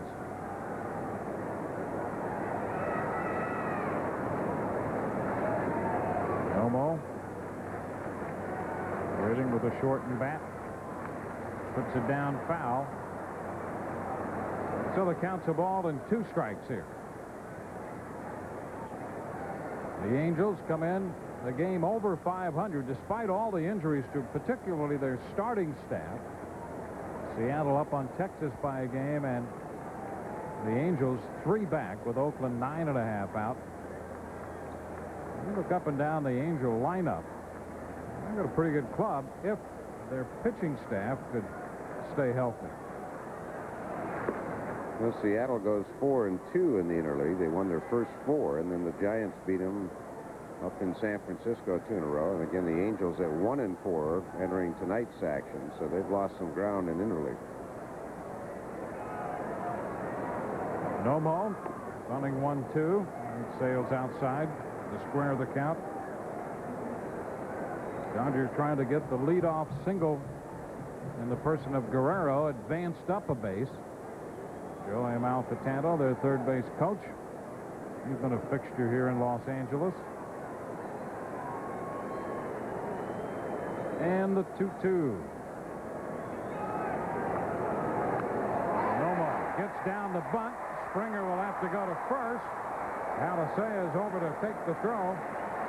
So with a 2-2 count, Nomo puts down his 4th sacrifice bunt of the year, moving Guerrero into scoring position for the top of the order. Pretty good textbook baseball by Hideo Nomo tonight. Biggest mistake he made all evening was walking Tony Phillips to lead off the 5th, but everything else. Good technique, kept the bat angle up, forced Springer to get it. Absolutely no chance for Edmonds to come in and make any kind of a play. Now the top of the order, Brett Butler. Most of the time, it's Butler's job to try to get on base. Here, he'll be trying to drive in the run with the Dodgers down 3-2. With all that cultural diversity in the Dodger dugout, they all seem to know that high five. Seems to be universal.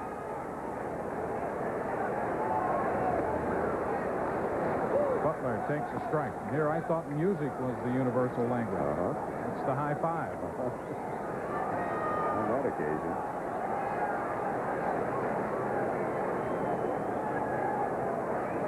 The We call it pitching staff the International House of Pitching here in Los Angeles.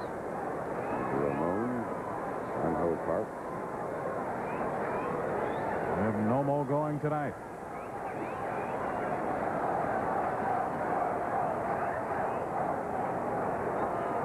The count for Brett Butler is a ball and a strike.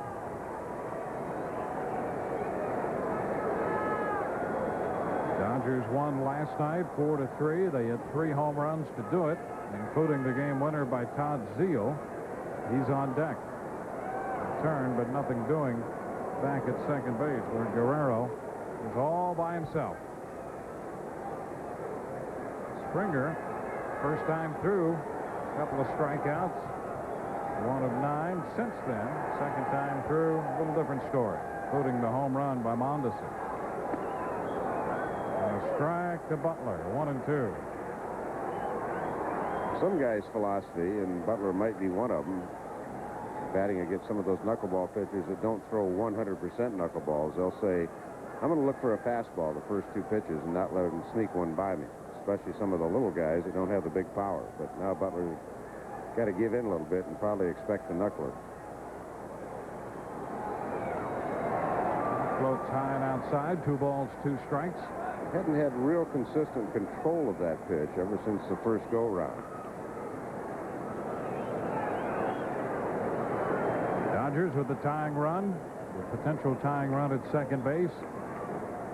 Guerrero, he scored the tying run last night of the 9th inning, scoring from second on a wild pitch. And a little popper into short left. Phillips coming in. He was shaded toward the line and makes the catch. That's 2 gone with a man at second base for Todd Zeile. And the Senior PGA Tour and the Nationwide Championship from the Golf Club of Georgia in Alpharetta, Georgia, coming up. 2-time defending Senior PGA Player of the Year, Jim Colbert. Also the event's defending champ. Others to watch in the field, Hale Irwin, Lee Trevino, T.G. Rodriguez, and Raymond Floyd. Coverage begins Friday on ESPN at 3 p.m. Eastern. And here's Todd Zeile, 0 for 2 tonight. Zeile hit 2 home runs last night. He and Mondesi are tied for the home run lead on this ball club. And the first pitch from Springer is a strike. Trying to think of some of the good lines over the years. Charlie Lau, the late batting coach, who was so well respected, said there are 2 theories on hitting in the knuckleball. And unfortunately, neither one of them worked.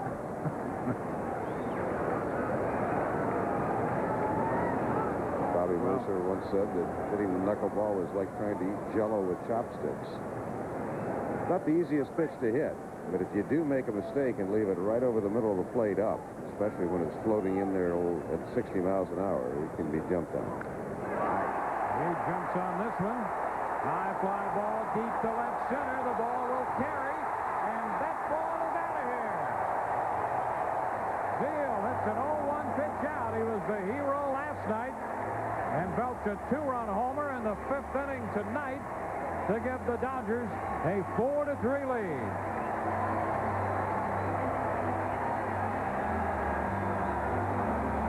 Terrible start for Zeile this year, but boy, he's come on strong ever since the month of May came around.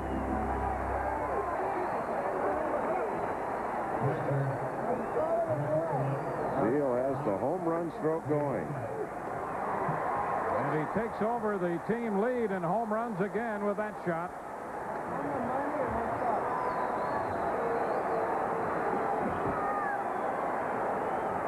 Now Mike Piazza fouls it away, strike 1. You know, that knuckleball stayed up. Zeile waited. Didn't do much. And now you think back to that unbelievable pitching performance of Nomo in the top of this inning, and the Dodgers have the lead. At the end of April, Zeile was hitting 137 for the Dodgers and benched. Ground ball to short. DeSarcina up with it, and the throw to first in time. But the Dodgers take the lead on the home run by Todd Zeile. His 15th of the year. 4-3 Dodgers after 5.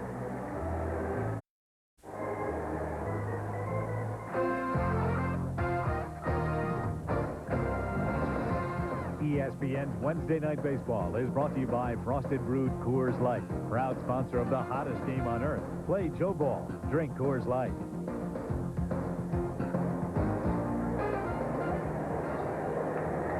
Welcome back to Dodger Stadium, where the Dodgers have taken a 4-3 lead. Hideo Nomo touched for that run, an unearned run in the 5th inning, but then he settled in and got right down to business, retiring the middle part of the order. Springer touched for the 2-run home run in the bottom of the 5th by Todd Zeile. And it's a 4-3 Dodger lead. Zeile with 3 home runs here in the last 2 nights off Anaheim pitching. It's a game winner off Troy Percival last night. Jim Leyritz. Jim Leyritz, the Angels catcher, will lead off the 6th. They're down near the end of the order with Leyritz, Alicea, and DiSarcina, the 8th place hitter, due to bat 3rd. Any more, the pitcher's spot would be due, and there has been some action in the Anaheim bullpen. There's a drive into left center field by Leyritz. That ball is going to hit high off the wall. Garcia plays it on the carom, and on the first pitch here in the 6th inning, Jimmy Leyritz has doubled. It's his 6th of the year, so neither one of these teams will give up. Second baseman, number 5. Leyritz jumping on the first pitch. Alicea.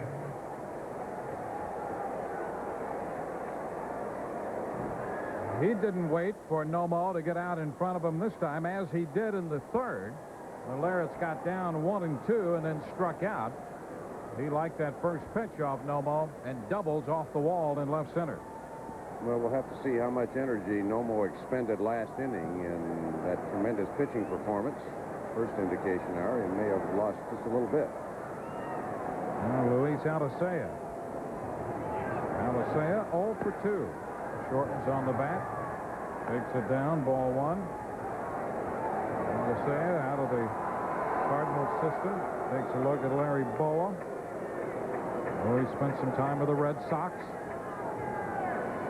Out of Florida State.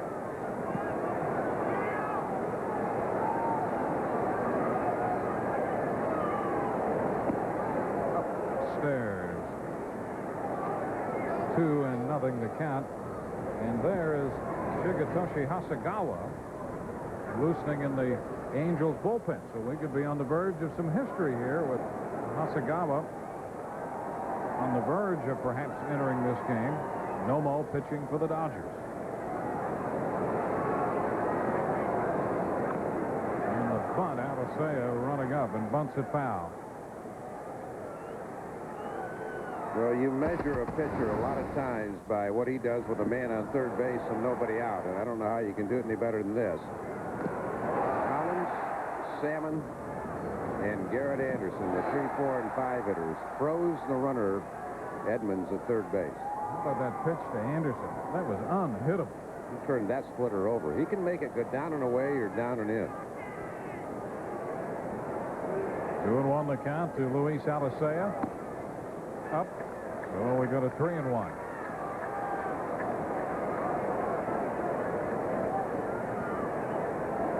Looking over on that Angel bench, a lot of choices for Terry Collins. He has Darren Erstad. Got 5 potential left-handed batters, 2 of them switch hitters. And a hit batsman. Alicea hit by that pitch. It's the 6th batter Nomo has hit this year. A 3-1 pitch, and Alicea is plunked in the back. Number 9, Gary DiSarcina. Well, again, you just don't know with Nomo. I mean, he knew last inning was huge. Sometimes you just muster up every bit of energy you have, and maybe you get flattened out, even though you've only thrown around 85 pitches. He was at a point where he had to throw about 15 quality pitches in a row.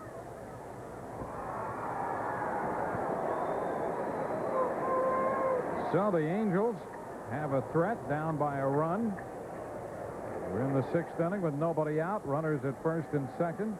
And DiSarcina up there, certainly capable of bunting.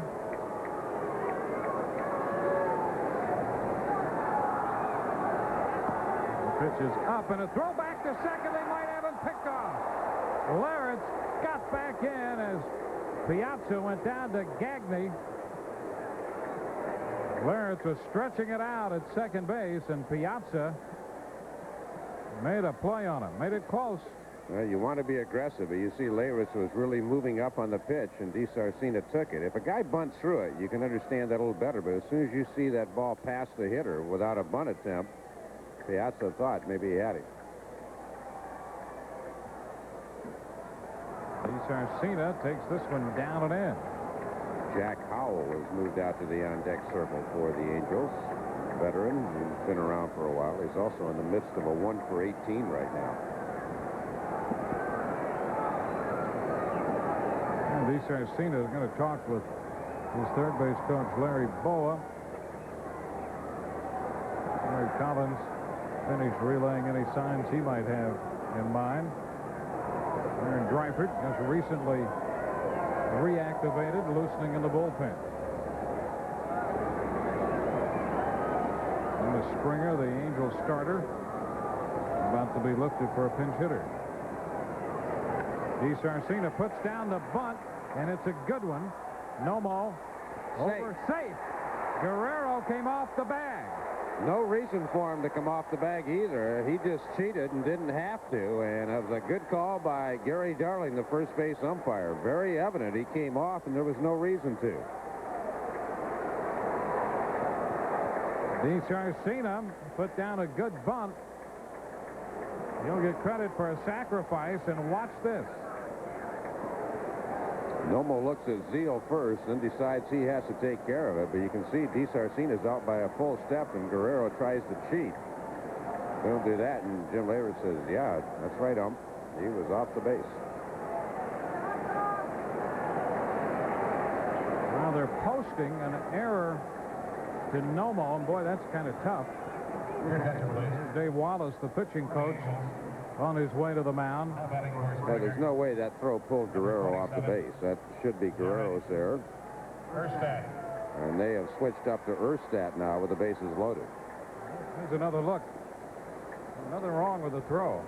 Throw's right there. You just see Guerrero get his foot out of there. And that's the case for the official scorer. Needs to take another look at that one.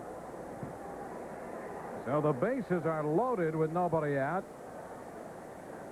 And Erstad is called upon to pinch hit. He has the irritated elbow, that all the nerve is irritated, so that has kept him from playing defensively, but he's certainly capable of swinging the bat. Well, Nomo's got to go to the well again, and how many times can you ask your arm to do that? Of course, when he was in Japan, he had 5 games where he threw more than 190 pitches. Darren Erstad, a young man out of the University of Nebraska. He was hard-nosed there as a punter, played hockey in high school, and has quickly become a favorite of Terry Collins. A ball, no strikes. Collins sees him as a gamer. Remember Nomo's last start, he hit the wall in the 6th inning, walking 3 hitters, eventually ending up with 5 walks. He only allowed 1 run what he left, but he was charged. Actually, he allowed 2 and was charged with 3 more when they all scored. He's only 1-3 since the 23rd of May with a .518 earned run average over that period. In trouble in the 6th after getting out of a big spot in the 5th. Throws a strike to Erstad. The count is 1-1. Larratt's down to third. His double opened the inning. Alasay at second. He was hit by a pitch. DiSarcina trying to put down the sacrifice bunt. Will get credit for that sacrifice, but he reached on the error. So far, charged to Nomo. 1-1 the count. And a nice stop by Piazza. We all know the Dodger fans sometimes, to beat the traffic, leave around the 7th inning. I have a feeling if the Angels don't score here with a man on third and nobody out, Terry Collins may join him.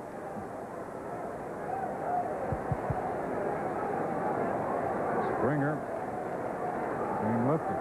Either that or he might have an idea about a couple other guys who should leave early.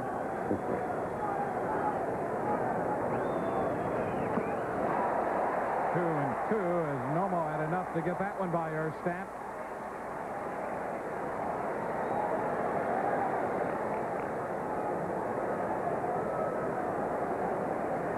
Nobody out in the 6th. Well, his defense has put him in hot water 2 innings in a row. He was able to overcome in the 5th. He's trying to do it here in the 6th. The 2-2. That one sailing up and in, and it's fouled. Holding the count at 2-2. Well, Nomo needed a strikeout in the 5th, and that's the advantage he has with that strikeout pitch. No substitute for it in this kind of a situation. Erstad. Ball kind of ate him up inside. Darren, a little bit unusual for a left-handed batter. He's one of the rare high ball hitters from this side of the plate. Most left-handed batters like it from the waist down so they can uppercut. He's got kind of a downward type swing.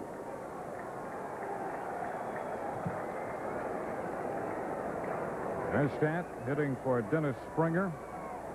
The Angels starting pitcher, so the top of the order is on deck. The 2-2 again. Too close. Erstad saying to himself, why didn't I let it hit me? Your first reaction is get out of the way. Split finger pitch started inside all the way, so Erstad had no temptation to swing at that. Well, Nomo's run the string out. Is he going to play country hardball, or maybe have enough confidence in that split finger pitch to drop it in here? Well, they're loaded. 3-2 the count. And he walks Erstad. That will force home the tying run. The 5th walk given up by Nomo tonight.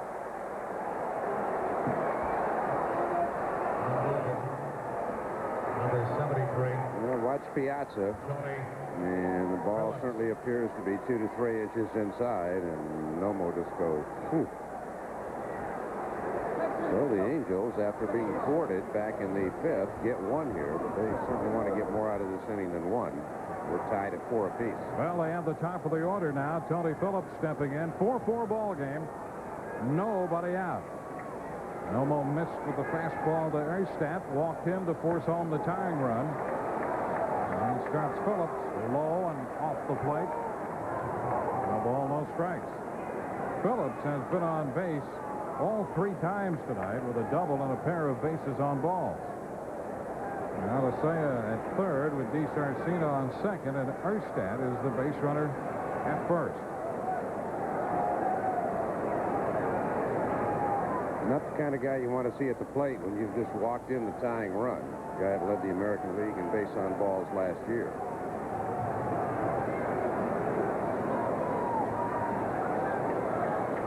Sometimes he doesn't give you much of a strike zone to shoot for out of that crouch. Nomo finds it, however. It's 1-1.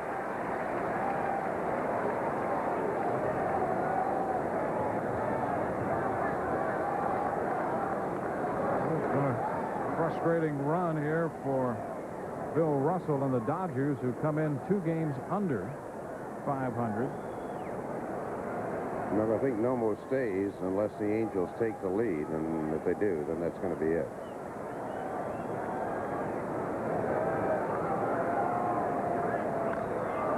And a fly ball, high fly ball, short right. Mondesi sets up to make the catch. And no attempt to score. Alicea wisely hung on at 3rd. The ball not very deep, and Mondesi's strong arm. And that's the first out. That was a no-brainer for Larry Bow at 3rd base. Medium to shallow right field, and with Mondesi's arm, all you do is start the runner to make him throw it. Alicea would have been by about 20 feet or so. But you do bluff just to force the throw, just in case something weird happens. It takes a crazy hop past Piazza. Karros tries to cut it off. It hits his glove and rolls away, so you're still going to force him to throw it. Here's Jim Edmonds. Edmonds singled and went to 3rd on Mondesi's error in the 5th when Tony Phillips scored after the leadoff walk. So he's 1 for 3. Bounces in and stopped by Piazza, who was dancing with Edmonds, pushing him out of the way to get to the baseball. Edmonds had put the bat on his shoulder and was going to take the pitch all the way. Watch Jim. He just puts the bat on his shoulder, and, boy, nice play by Mike. Just drops the body down. It bounces up and hits the chest protector. And, again, Dodger Stadium, we saw last night. If you get a good jump off second, as far as that catcher has to run, you can score from second base. And Guerrero did last night to tie the game with 2 outs in the ninth. 1-0 the count on Edmonds.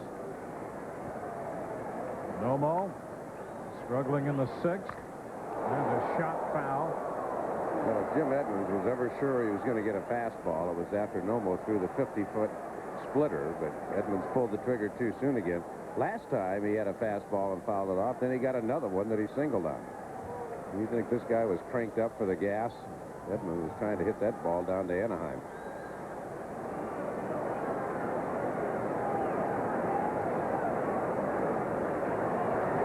One and one.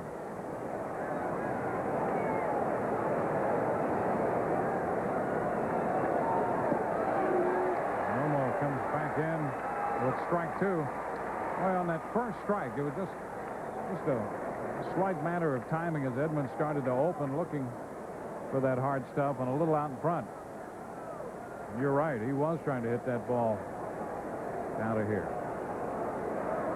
Now Nomo with a good pitch on strike 2 is up in the count, 1-2. Just a piece to stay alive.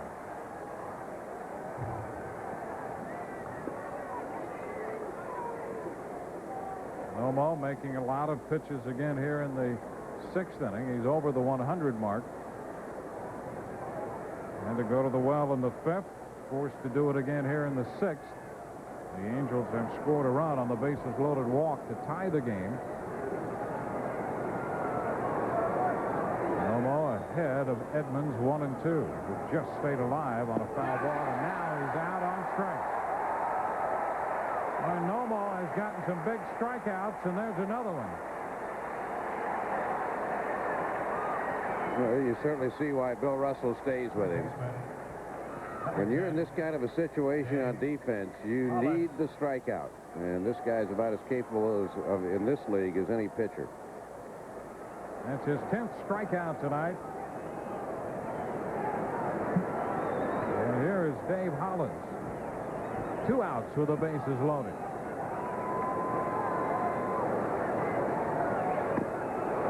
And Nomo gets a called strike on the first pitch.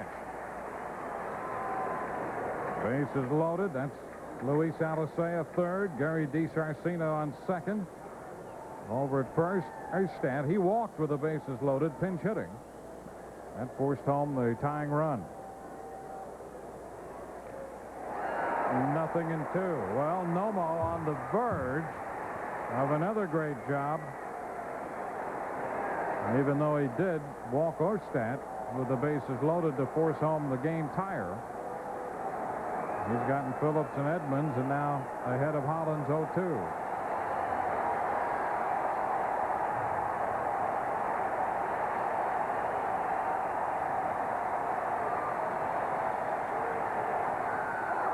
Just a piece of that one foul. Nomo almost had the job done.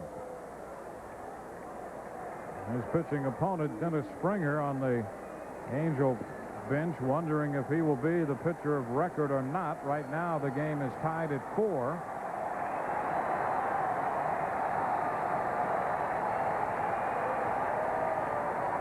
Hollins will have to come through. He's down 0-2 and is out on strike. Nomo picking up his 11th strikeout. The Angels settle for just 1 run, and they leave the bases loaded. Bottom of the 6th coming. Karros will lead it off, followed by Mondesi, tied at 4. Tremendous heart displayed by this man. 2 innings in a row. Man on third base, nobody out. He did walk in 1 run, but this is the final pitch to Hollins. He just absolutely vapor locks him with that split finger pitch. And I guess he should get congratulations. I mean, and he wasn't getting any easy hitters either. He goes through the heart of the order in the 5th. Gets Tony Phillips, Jim Edmonds, and Hollins in the 6th, striking out 5 out of the 6. And now will witness some history as Shigetoshi Hasegawa enters the game, and for the first time in history, two Japanese pitchers share a major league mound. Nomo still in the game for the Dodgers. Hasegawa on here for the Anaheim Angels, on for the 23rd time with a record of 1-4. Two different type of pitchers. Nomo, the strikeout artist. Hasegawa, more of a finesser who needs to keep the ball down to get ground balls. He is not a strikeout pitcher.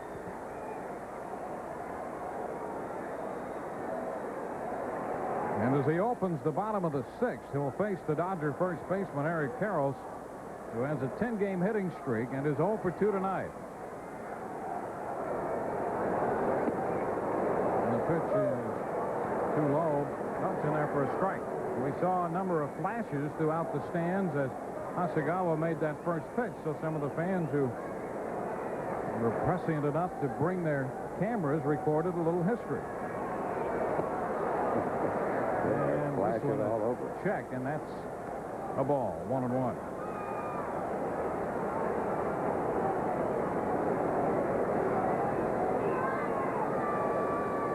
Springer for 5. Now Hasegawa.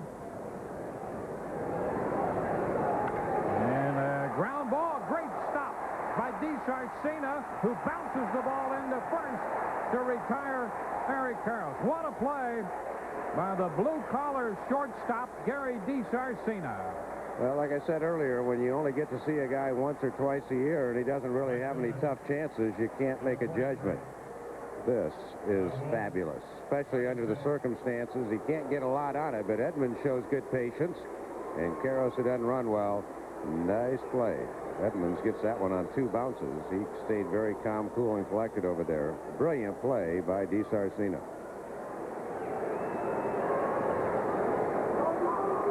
So Hasegawa retires the first man he faces with some help from his shortstop.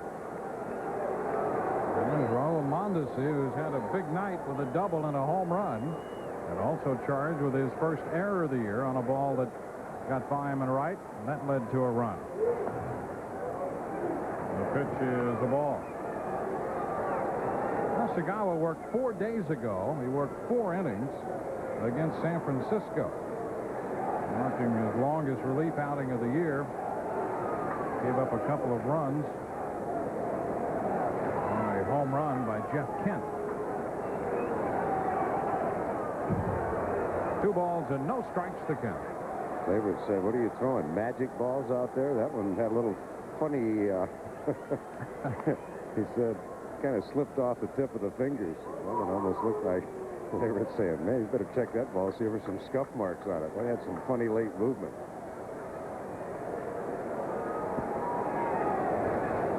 Hasegawa's one win came back in April in New York against the Yankees.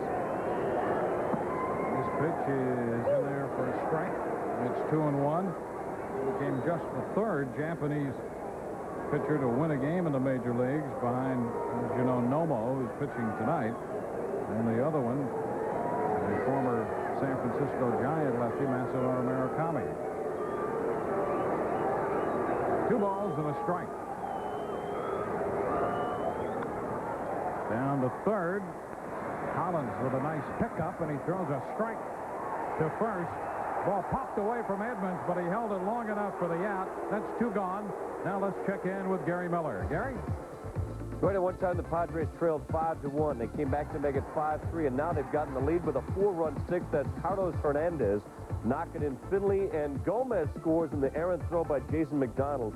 7-5, but Gwynn and Caminiti have left this game with injuries. Well, the Padres have lost 3 in a row, looking for a win, but perhaps at a high price. They've overcome the home runs from Canseco and McGuire. Boy, Caminiti, he has just been beat up all year. He's such a competitor. You knew he wanted to come back, but that shoulder that he had surgery on obviously still bothering him, and he's had other assorted ailments as well. Kareem Garcia takes a strike. Hasegawa delivers it on the corner. Garcia is nothing out of 2. He's hitting .298 at Albuquerque with 18 home runs. Lifts it into short left. Phillips coming on is there to make the catch, and it's a 1-2-3-6 for Hasegawa. So it's Hasegawa and Nomo hooked up as we go into the 7th, tied 4-4. Welcome back to Los Angeles Dodger Stadium with Dave Campbell, Dewayne Staats in this tie game 4-4. A little history in more ways than one, Dave. Interleague play and 2 Japanese pitchers on the major league mound. Now the middle part of the order coming for the the Anaheim Angels. Well, it's been fun so far. I mean, we've seen just absolutely brilliant pitching by Nomo, a couple of home runs. It's been a very entertaining game so far. We're going to have to wait and see where it all washes out. A 4-4 ball game as we head into the 7th inning here at Dodger Stadium. Tim Salmon set to face Hideo Nomo, whose pitching opponent now is Shigetoshi Hasegawa. And Hasegawa, when this tie game, becomes the pitcher of record. Salmon out on strikes his last time and hits this one a ton deep to left center field, and that ball is gone. Salmon's 10th home run of the year, and it's 5-4 Anaheim. Second inning in a row, Nomo started to hit her off with a fastball. Leyritz doubled off the center field fence, and Salmon hit this ball 435 feet at least into the left center field bleachers. Salmon came alive with a big series up in Minnesota when he went 8 for 16, and that has carried him. He continues to swing a hot bat. First pitch fastball, and Salmon got all of it. Another long ball, and it's a 5-4 Angel lead. Garrett Anderson takes a pitch inside, ball 1. Well, the Dodgers had been playing long ball, and now the Angels answer. Right side for Guerrero, and he makes the play for the first out.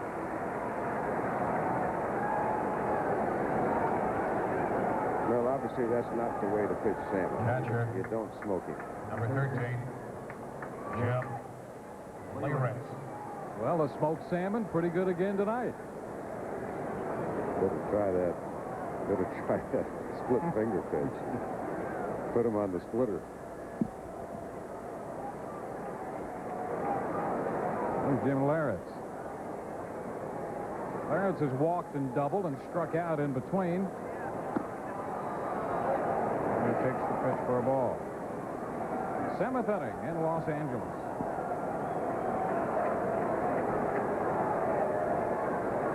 Right now, Salmon the difference in this game. 1-1. Dryford throwing again in the bullpen. Second time he's been up tonight.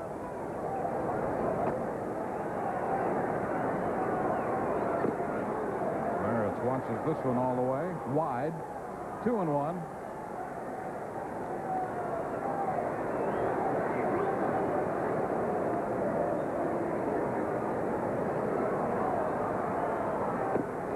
Nomo is behind. 3 balls and a strike to the Anaheim catcher. Well, Russell would love to get Nomo through. At least it would give him a chance to win the game. He's due to hit third next inning. And ball 4. He struck out 11 and now walked 6. Coming up Saturday on ABC's Wide World of Sports, the X Games from San Diego, California, including bicycle stunt, sky surfing, and street luge. Catch all the action as the extreme athletes push it to the limit. That's Saturday on ABC at a special time, 5 p.m. Eastern.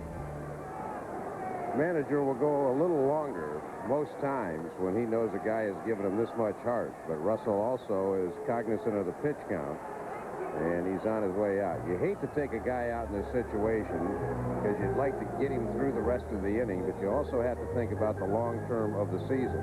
I don't know that Russell has made a move to the bullpen yet. He's going out, talking to Nomo, and the move has been made. So Nomo departs after 6 1/3. He trails 5-4 as he departs. We'll be back with the new Dodger pitcher in a moment.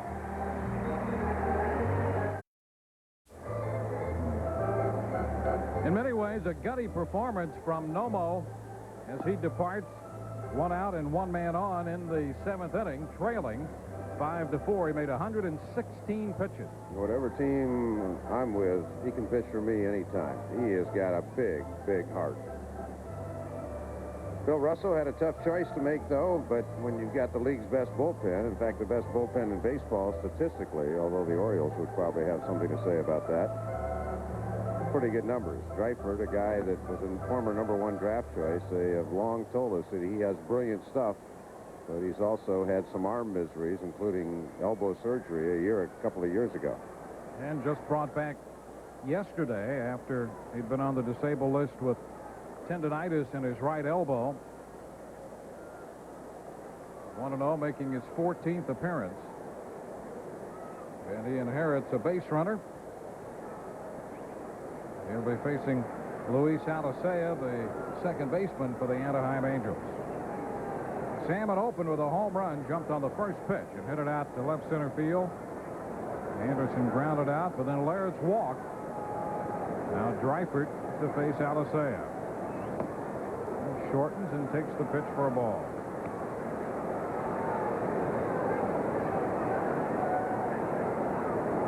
Larry Boa down at third. Going to do the signs.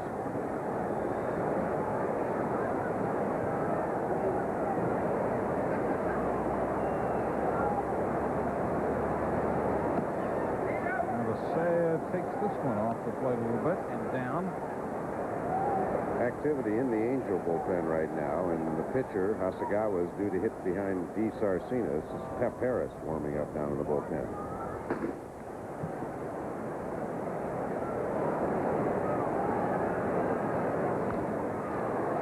Play. 2 balls and a strike. See what Terry Collins, he'd love, obviously, to have an insurance run. He may put the bunt on for Alicea here. That would pretty much tell us for sure that he's going to pinch hit for Hasegawa with D. Sarcina coming up next. Right now, Hasegawa and Nomo are the pitchers of record.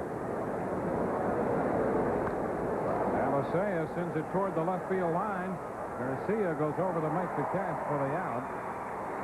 Laird's returns to first, where he will be with 2 outs. And Shortstop. Sarcina coming up. Number 9, Gary DiSarcina. DiSarcina,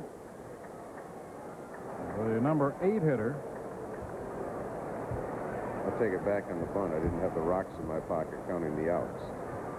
He wasn't going to bunt with 1 out there, folks. Sorry about that.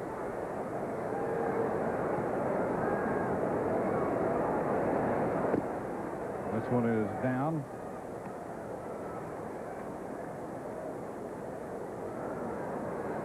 That's a guy going, oh, yeah, this is National League Park. I may have to hit. And then again, maybe you'll get to the on-deck circle, and maybe you won't hit. The bouncing ball, second base. Guerrero will take it himself for the force to retire the side. 1 run on the home run by Salmon. Bottom of the 7th coming, 5-4 Angels.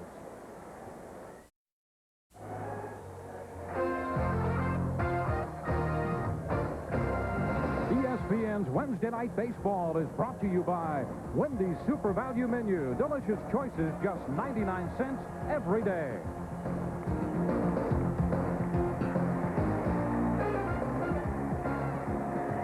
Fans at Dodger Stadium taking their 7th inning stretch with the Angels leading the Dodgers 5-4. These 2 clubs wrapping up the first stint of interleague play. They'll be back at it in a couple of weeks when the Dodgers meet the Angels down in Anaheim. Leading off the Dodgers, number 7, shortstop, Greg Gagne. They love it here in L.A. We've had a great game going tonight. Back and forth. We've seen the long ball. And some clutch pitching by Nomo, some gutty pitching. Now Greg Gagne faces Hasegawa to open the bottom of the 7th inning.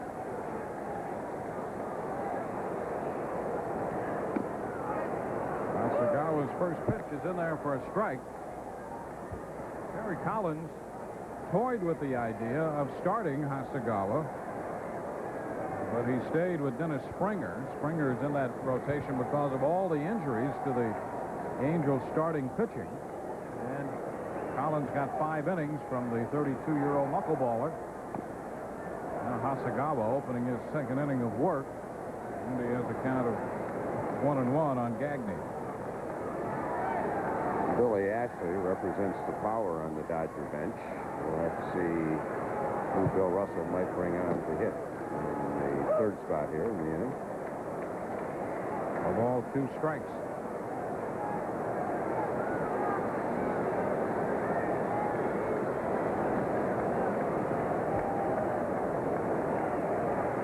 Gagne, Guerrero, and then the bench. Ashley's got his stick.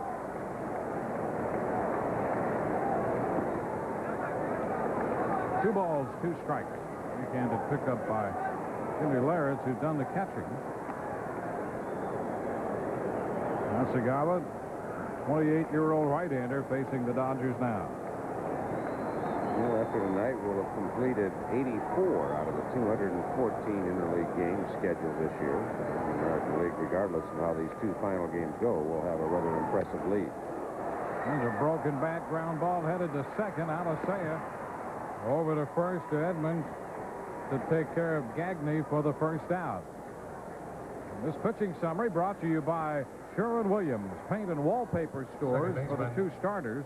Dennis Springer made 81 pitches through 5, gave up 4 runs, all earned. Nomo, 5 runs, 3 earned, 11 strikeouts and 6 walks tonight, and 6 1/3 innings.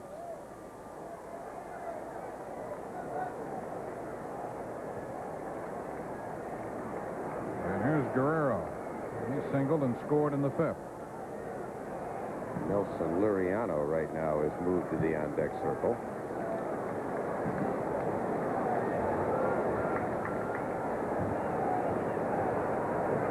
Liriano. He was an excellent pinch hitter last year with the Pirates. Guerrero takes one high, ball 1. Hasegawa was 57 and 45 in 6 seasons in Japan. Most of those as a starting pitcher. 2 balls and no strikes. Situation here where Hasegawa's got to challenge Guerrero. Wilton does have 6 triples this year. Much more likely chance of that than the home run, although he did hit one batting right-handed last night. Down to 2-0. Hasegawa picks up a strike, 2-1. The difference in the game right now, the home run on the top of the 7th by Tim Salmon. Hit that ball up where we saw Piazza hit one a couple of weeks ago. Finally found out later that one was measured at 448. This one was in that same neighborhood. A little wide, and the count on Guerrero goes to 3-1. Went between the 385 and 395 and to the blue seats just above that section of red there. That's a pretty prodigious poke out there. Hasegawa walks Guerrero. Springer walked only 1 while he was in there. Now Guerrero draws the base on balls. 1 on, 1 out. Now Dreifert will be lifted. Action in that bullpen. Holtz is the left-hander, and Pep Harris had already been up, the right-hander. Basic no-no walking Guerrero. No disrespect to Wilton, but looks like Terry Collins is already out and wants the left-hander. Liriano is a switch hitter, but he is a better hitter from the left side. So Liriano has been announced. Collins on his way to the mound. And that's going to be it. Hasegawa will depart, and we'll look for the 3rd Angel pitcher. First, we'll check in with Gary Miller. Dewayne down the freeway in San Diego, a wild one. The A's coming back big time. Geronimo Baroja off Tim Worrell, the reliever, Knoxon, Stairs, and McDonald. Then Mark McGuire hit a towering sacrifice fly to score a pinch runner, Rafael Bornegal. The A's are back on top 8-7 after giving up the lead. We're back to L.A. after this.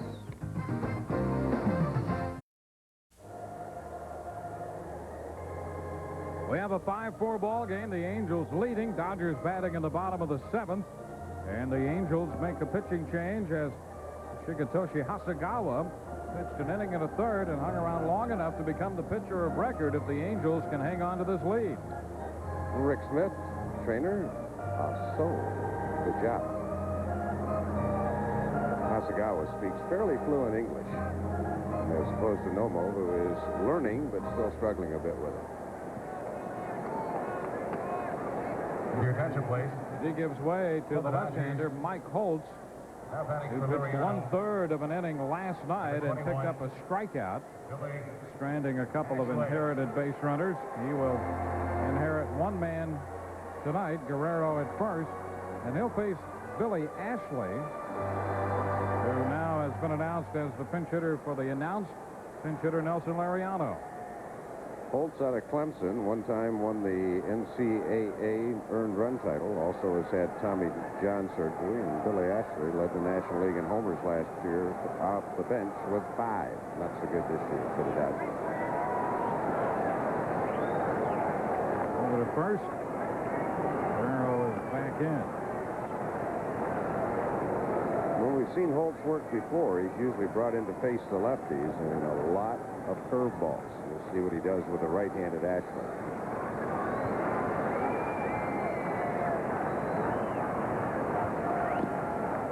He starts him with a curveball. Up and away, ball 1.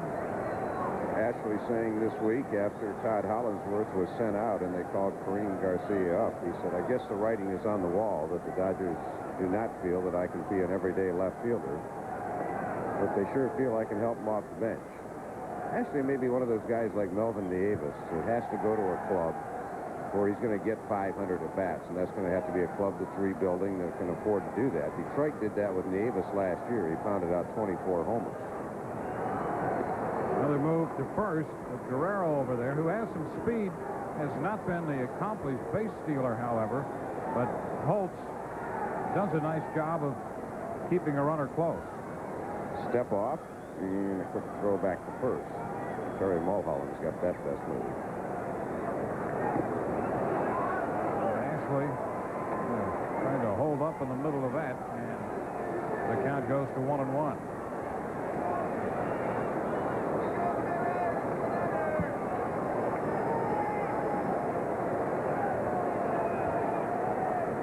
Former manager Marcel Latchman, the pitching coach now, was before and was after.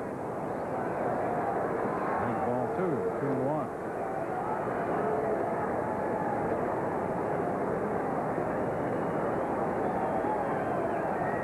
Harry Collins, first year running the Anaheim Angels. I think I read pickoff on his lips there somewhere. Let's see. He's giving signs to control the running game. Let's see.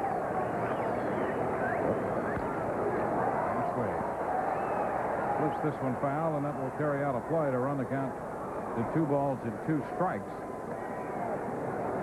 The big right-handed bat of Billy Ashley. An important hitter here for Holtz with the left-handed bat of Brett Butler due next. Well, what Collins did, he certainly knew that Russell would go to Ashley, but because the Dodgers are carrying 7 guys in their bullpen, they only have 5 on the bench, and he made Russell blow off 2 guys in this move here. Ashley hits it a mile deep to left, and that ball is gone.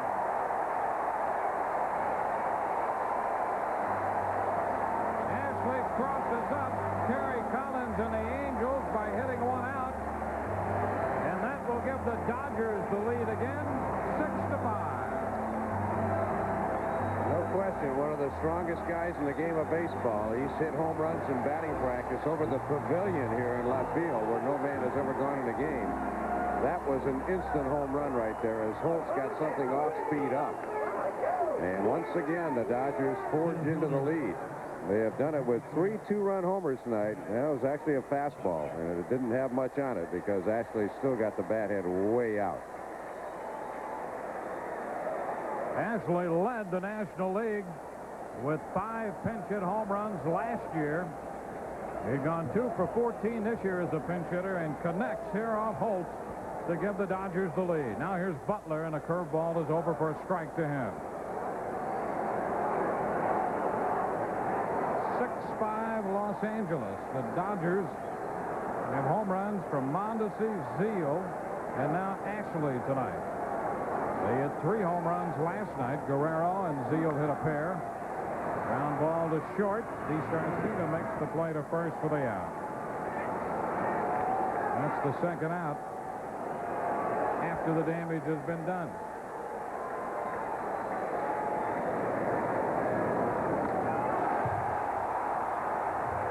Must be nice to hit one that far so you can just start that trot and admire it a little bit. Todd Zeal. Looks like Terry Collins is going to make a double switch now. Craig Graybeck coming in the game, and DeSarcina, who made the final out, will come out. So Graybeck will go into the 9 spot in the batting order. So Todd Zeal, the hitter, due. Now Sagawa no longer the pitcher of record. Holtz is as he departs. We'll be back. Been a seesaw game all night. Currently, Billy Ashley, the hero of the moment, with a long 2-run homer. Mike Holtz, obviously upset. He had pitched very well of late. And for the second time tonight, an Angel gets beat on his second or third best pitch. Dennis Springer throwing a 3-1 fastball to Mondesi that he crushed. And Todd Zeal takes the first pitch from Pep Harris for a ball. Harris, now the 4th pitcher of the night. 0-2, breaking ball, and that across the plate upstairs. 2 balls, no strikes. Which again, we're in that area of the game where the Dodgers figure to have an advantage with their great bullpen depth. 4 games lost over the last few years in the 6th, 7th, and 8th innings because most teams just don't have that bullpen depth. Dodgers, Baltimore Orioles right now seem to be the 2 teams that are the deepest. 3-0, and Zeal walks on 4 pitches. That ball gets away from Larrett.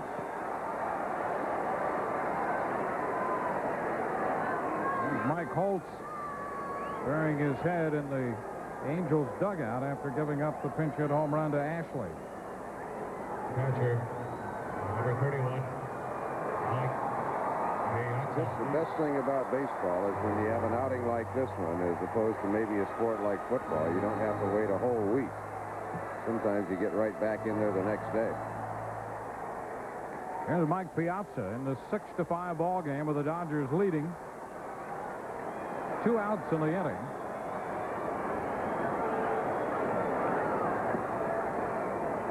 Too low. No ball, no strikes. Now we go back to that one statistic. I'm going to look it up to be official, but I think the Dodgers are 21-1 when they score 5 runs or more. And that, again, is just testimony to how many times they have not scored 5 or more, but also to their pitching staff.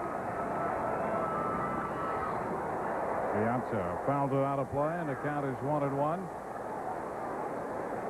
Greg Graybeck is the new shortstop. He took over when Harris entered the game as Collins went for the double switch, so Graybeck goes into the 9th spot. And the new pitcher Harris is hitting 8th. DeSarcina out of the game. Each team with just 6 hits. Dodgers 6 runs on 6 hits. 5 runs, 6 hits for the Angels. And the ground ball force play takes care of the 7th. But the Dodgers come up with 2 more, and as we go into the 8th, it's 6-5 Dodgers.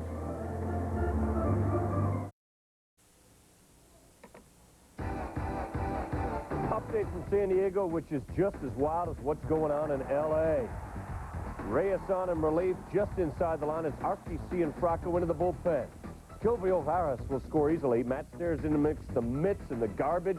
Fires a perfect strike to third. He's meat, but we're 8-all as we go to the 8th. Oakland and San Diego back to L.A. All right, Gary.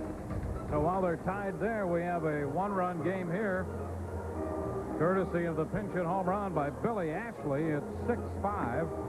Ashley's home run sent Mike Holtz into deep depression in that Angel dugout.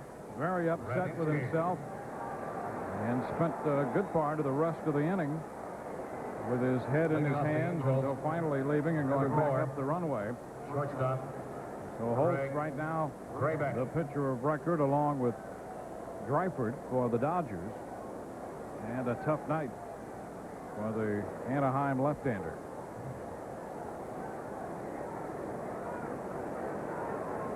The stoic exuberance by Ashley in the other dugout. Collins suffered a heartbreaking loss last night and finds his club down by a run as we start the 8th. Graybeck leading off, facing a new pitcher, left-hander Scott Radinsky. And a base hit. So Graybeck opens the 8th with a single, and this game isn't over yet. We're only in the 8th, and perhaps with a long way to go. Pretty good utility man, Craig Graybeck. A lot of years in Chicago. Struggled some last year coming over to the Angels, but when you don't get a lot of at-bats, you can hit 150 or 350, just depending on sometimes how Lady Luck is treating you. Graybeck greets Radinsky with a base hit. And now we'll go back to the top of the Angels batting order. And Tony Phillips, who's been on base 3 times out of his 4 plate appearances in this game. Did some checking to find out the Dodgers, when they score 5 runs or more, 22-2. So I was off by 1. And they scored 8 up in the Kingdome, but lost 9-8 to Seattle over the weekend. Phillips with his average over 290.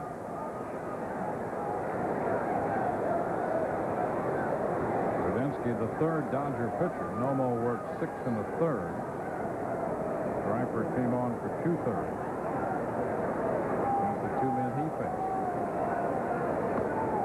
Phillips takes it, ball 1.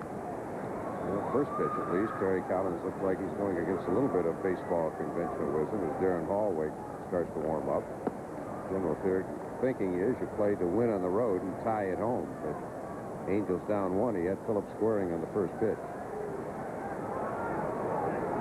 Now he takes a full cut after showing the bunt and fouls it back. It's 1-1. Sometimes hitters do that. I mean, whether Collins had the bunt on the first pitch or not, some guys will just square around, make you think you're going to get a bunt, and then figure you're going to get a high fastball the next pitch, because that's what they tell you to throw when a guy's up there trying to bunt. 10 of those in their last at-bat of the 18 come from behind wins for the Angels. That's 18 out of 34. They were down opening day by 4 runs with 2 outs and nobody on in the 9th and came back and won. So this team has battled hard. They've also gotten nailed in their last at-bat a few times, including last night where the Dodgers rallied from a deficit to win it with 2 outs in the 9th. Phillips squaring around again that time, and once more takes a long look toward Larry Boa, his 3rd base coach, with a count of 2-1. Graybeck, the runner at first. There's a bunt attempt, but pop fouled and out of the reach of Piazza to square the count. 2 balls, 2 strikes. Russell evidently wanted to turn Phillips around right-handed, but if it gets down to Dave Hollins in the inning, you do not want him batting right-handed. He is far superior that way, so I think if it gets to Hollins, you would probably see Darren Hall make him hit left-handed again. The left-handed bat of Edmonds is due next, and then Hollins. Hollins is hitting .371 with 7 home runs right-handed, .272 with 2 homers from the left side.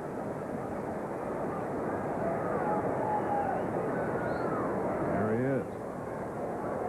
2-2 the count. And a liner into right, caught by Mondesi, and back into first goes Graybeck.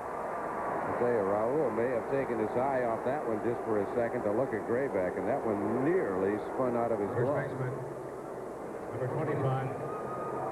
1 out in the Anaheim 8th.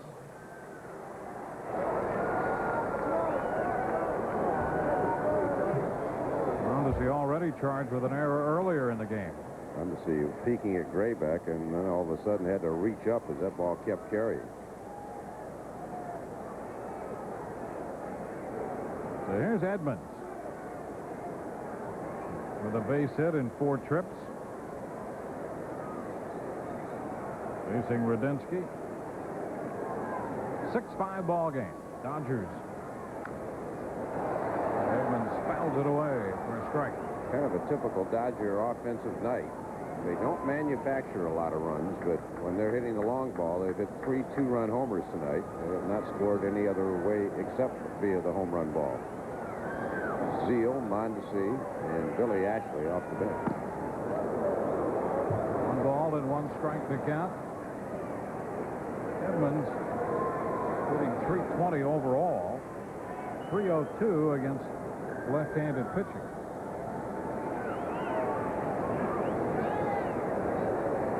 Facing Radinsky. 1 on, 1 out. Broken bat and a ground ball. Short. Gagne steps on the bag and gets 2 with the throw to Karras. A broken bat double play ground ball. We're headed into the bottom of the 8th. 6-5 Dodgers. The Dodgers are only 8-12 in 1-run games this year, but they have a 1-run lead as they come in to bat in the bottom of the 8th, leading the Angels 6-5. Hey, the WNBA comes up. Los Angeles Sparks and the Utah Stars as ESPN tips off its season with a Western Conference matchup. L.A. led by the former USC All-American and Olympian Lisa Leslie. It'll be Monday on ESPN at 7:30. Harry Karras leads off the bottom of the 8th inning and pops up the first pitch. Edmonds down from first, and he makes the catch for the out. 1 pitch, 1 out here against Pep Harris. Right fielder, number 43. So that gives Karras 0 for 4. He came in with a 10-game hitting streak. That might end. Piazza extended his back in the 4th inning to 11 in a row. And here's Raul Mondesi. He has a double and a home run tonight in 3 official at-bats. Notorious first ball hitter. Let's see if he comes out of his shoes if Harris is close.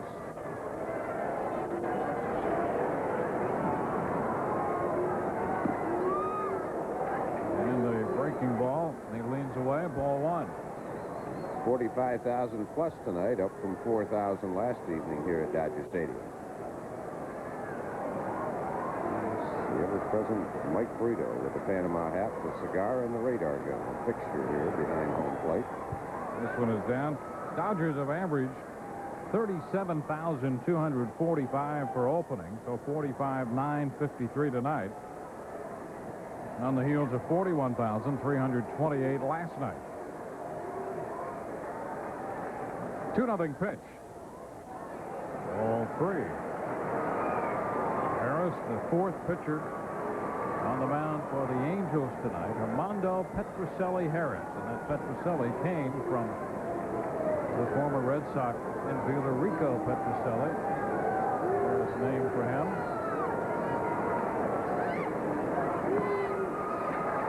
There is ball 4 from Mondesi. The second walk issued by Harris. 1 on with 1 out in the 8th inning. Kareem Garcia is the scheduled hitter. By the way, in the 9th, the Angels have the middle part of the order coming up. So Harris tries to hold the Dodgers here to just this 1-run lead and give the middle of the Angel order a shot in the 9th inning.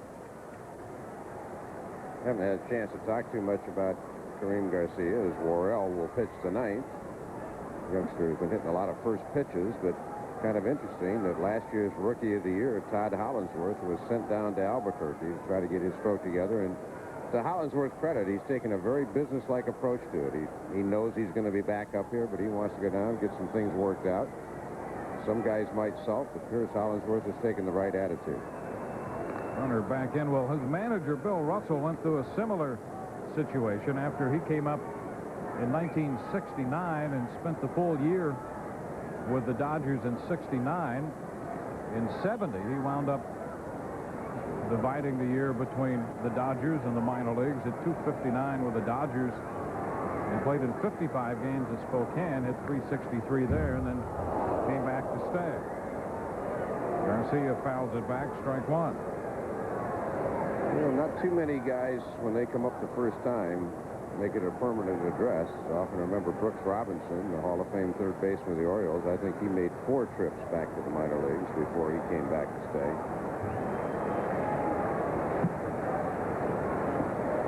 One strike the count to Kareem Garcia. Interesting option today, Brett Boone. Hit .320 about 3 years ago. Option to Indianapolis. He has just really had problems offensively the last 2 years, and I think there just hopes he can get some confidence and get his stroke back down there.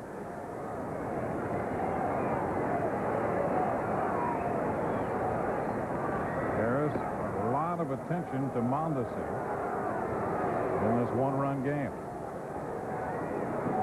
Mondesi walked on 4 pitches. Garcia's got that classic left-handed swing, a slight uppercut. Pretty much tells you a good low ball hitter.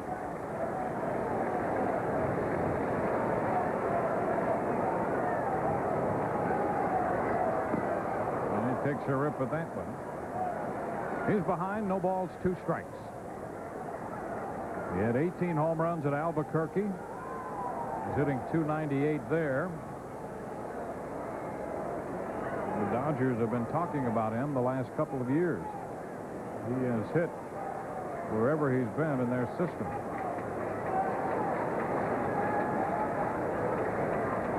Again to first with a high peg over there. Saw on the scoreboard here tonight that the Colorado Rockies have recalled infielder Nathie Perez. Been the heir apparent for a long while.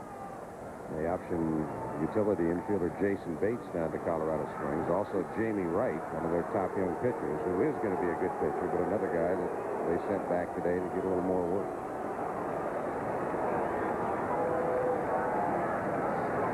A 2 strikeout on the hitter after Mondesi walked. There goes the runner, and a ground ball headed to second. Alicea will go to first with his throw. So Mondesi's at second with 2 outs here. Greg Gagne will be the hitter, and we'll check in with Gary Miller. All 8s in the 8th at San Diego. Trevor Hoffman crews one, and Jason McDonald jumps on it. His first career home run is a big 2-run shot, and it is now A's 10-8 in the home run derby with the Padres coming to bat. Back to you. Well, home run derby is right in that one, so the Padres have another shot as they try to break out of their doldrums. And the Athletic Bats won't allow that tonight so far. Dodger shortstop Greg Gagne steps in. The pitch is upstairs. Big run standing at second base right now with the heart of the order coming up. Worrell a great closer, but you got Holland, Salmon, Anderson, and then Leyritz if anybody gets aboard. Gagne would obviously like to get a little insurance here.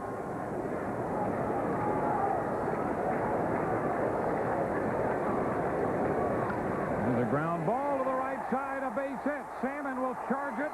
Mondesi's on his way to the plate. The throw is not in time. Back down to second and safe there. Gagne comes through with a base hit to make it a 2-run ball game. So the walk hurts Harris and the Angels as Gagne picks up his 25th run batted in. First time the Dodgers have manufactured a run tonight, a walk. They started the runner Mondesi with Garcia grounding out to second. That's kept them out of the double play. And Gagne finds the hole on the right side. A little surprised that Leyritz didn't hang a little tougher on this ball. I thought Salmon had a shot if Leyritz could have blocked off the plate, but Leyritz comes running up on it and throwing down to second. It would have been close, but Leyritz came running up early. So the Dodgers pick up an insurance run to make it 7-5. I'll tell you one thing, if Mike Scioscia's catching, Mondesi's going to have a little trouble getting in. But Scioscia is a coach for the Dodgers now. Here's Wilton Guerrero. Too low, ball 1.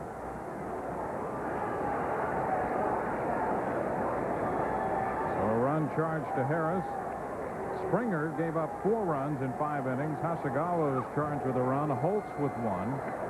And now Harris 1. Dodgers have 7 runs on 7 hits.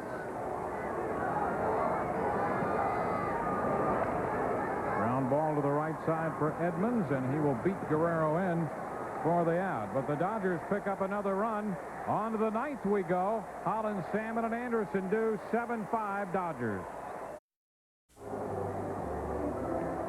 Dodgers carry a 2-run lead into the top of the 9th, leading the Angels 7-5. Coming up next, Sports Center. Rich Eisen, Bob Stevens will be along to update us on the interleague roundup and the Eric Davis health situation. Hostetler signs, football, all of that coming up following our game on Sports Center with Rich Eisen and Bob Stevens. Coming up here in the 9th inning for Anaheim, we'll have the number 3 hitter, Dave Hollins, then Tim Salmon and Garrett Anderson. Hollins 0 for 4 with 3 strikeouts. Salmon hit the 7th inning home run, and Garrett Anderson hit that triple in the first, driving in 2. So it'll be the middle part of the batting order coming up for the Angels as the Dodgers make some changes. Brett Butler goes in to play left, moving over from center field, and Roger Cedeno enters the game to take over in center. So a new outfield alignment and a new pitcher. Todd Worrell, the veteran closer, 0-1 with 15 saves and a .462 earned run average, takes over on the mound. He will face Hollins first. Hollins sends a high fly ball into the left. Butler back toward the track, and just as he hits the track in front of the bullpen gate, he takes care of Hollins for the first out. Reminder, Sunday Night Baseball game of the week will feature the Dodgers and the Giants, 8 p.m. Eastern on Sunday. Mike Piazza and the Dodgers will take on Barry Bonds and the Giants. Sunday night at 8 here on ESPN. Here's Tim Salmon. Salmon has a double and a walk to go with that home run. Pitch is high, ball 1. Well, if the score holds, the storyline of this 2-game series will be that the Dodger bullpen outpitched the Angel bullpen. Angels had 2 leads late. Were not able to hold them. There's a strike call. It's 1-1, and the deciding blow to this point, the pinch hit home run by Billy Ashley. Dodgers added another run in the 8th on the RBI single by Gagne to make it 7-5.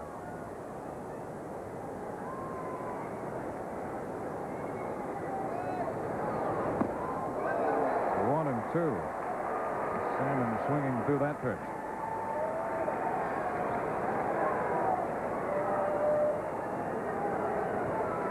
A tough loss last night for Terry Collins' Anaheim Angels.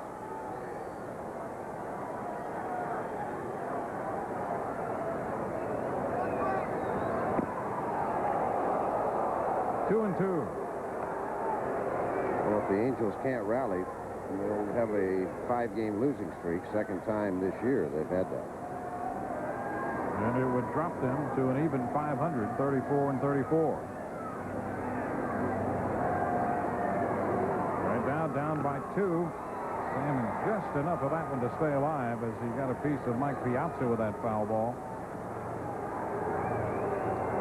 Piazza had a chance to be the DH during this interleague period when the Dodgers played in the American League cities, and he took advantage of that, but says he doesn't like it, wouldn't like it full time. He wants to catch, at least for a few more years. 2-2. And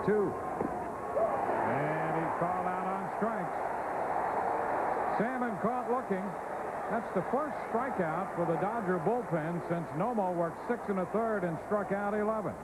Piazza's setting up well outside, and sometimes when you set up off the plate and then reach back towards the plate, you can buy a call for your pitcher. Salmon thought it was outside. I thought it was outside, but Kerwin Dantley, because of the position Piazza set up in, He actually was set up totally off the plate, then reached back towards the plate to catch it.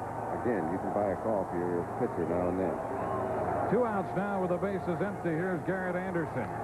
He goes after the first one. Fly ball left center field. Butler over to close the gap and make the catch to end this one.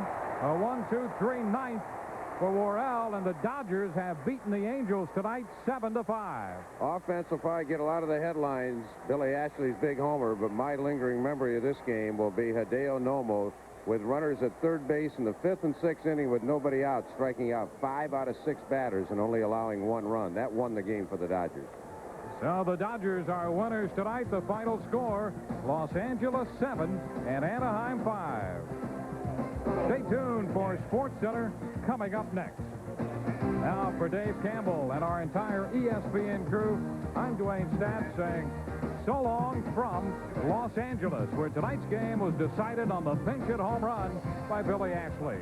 This has been a presentation of ESPN, the worldwide leader in sports.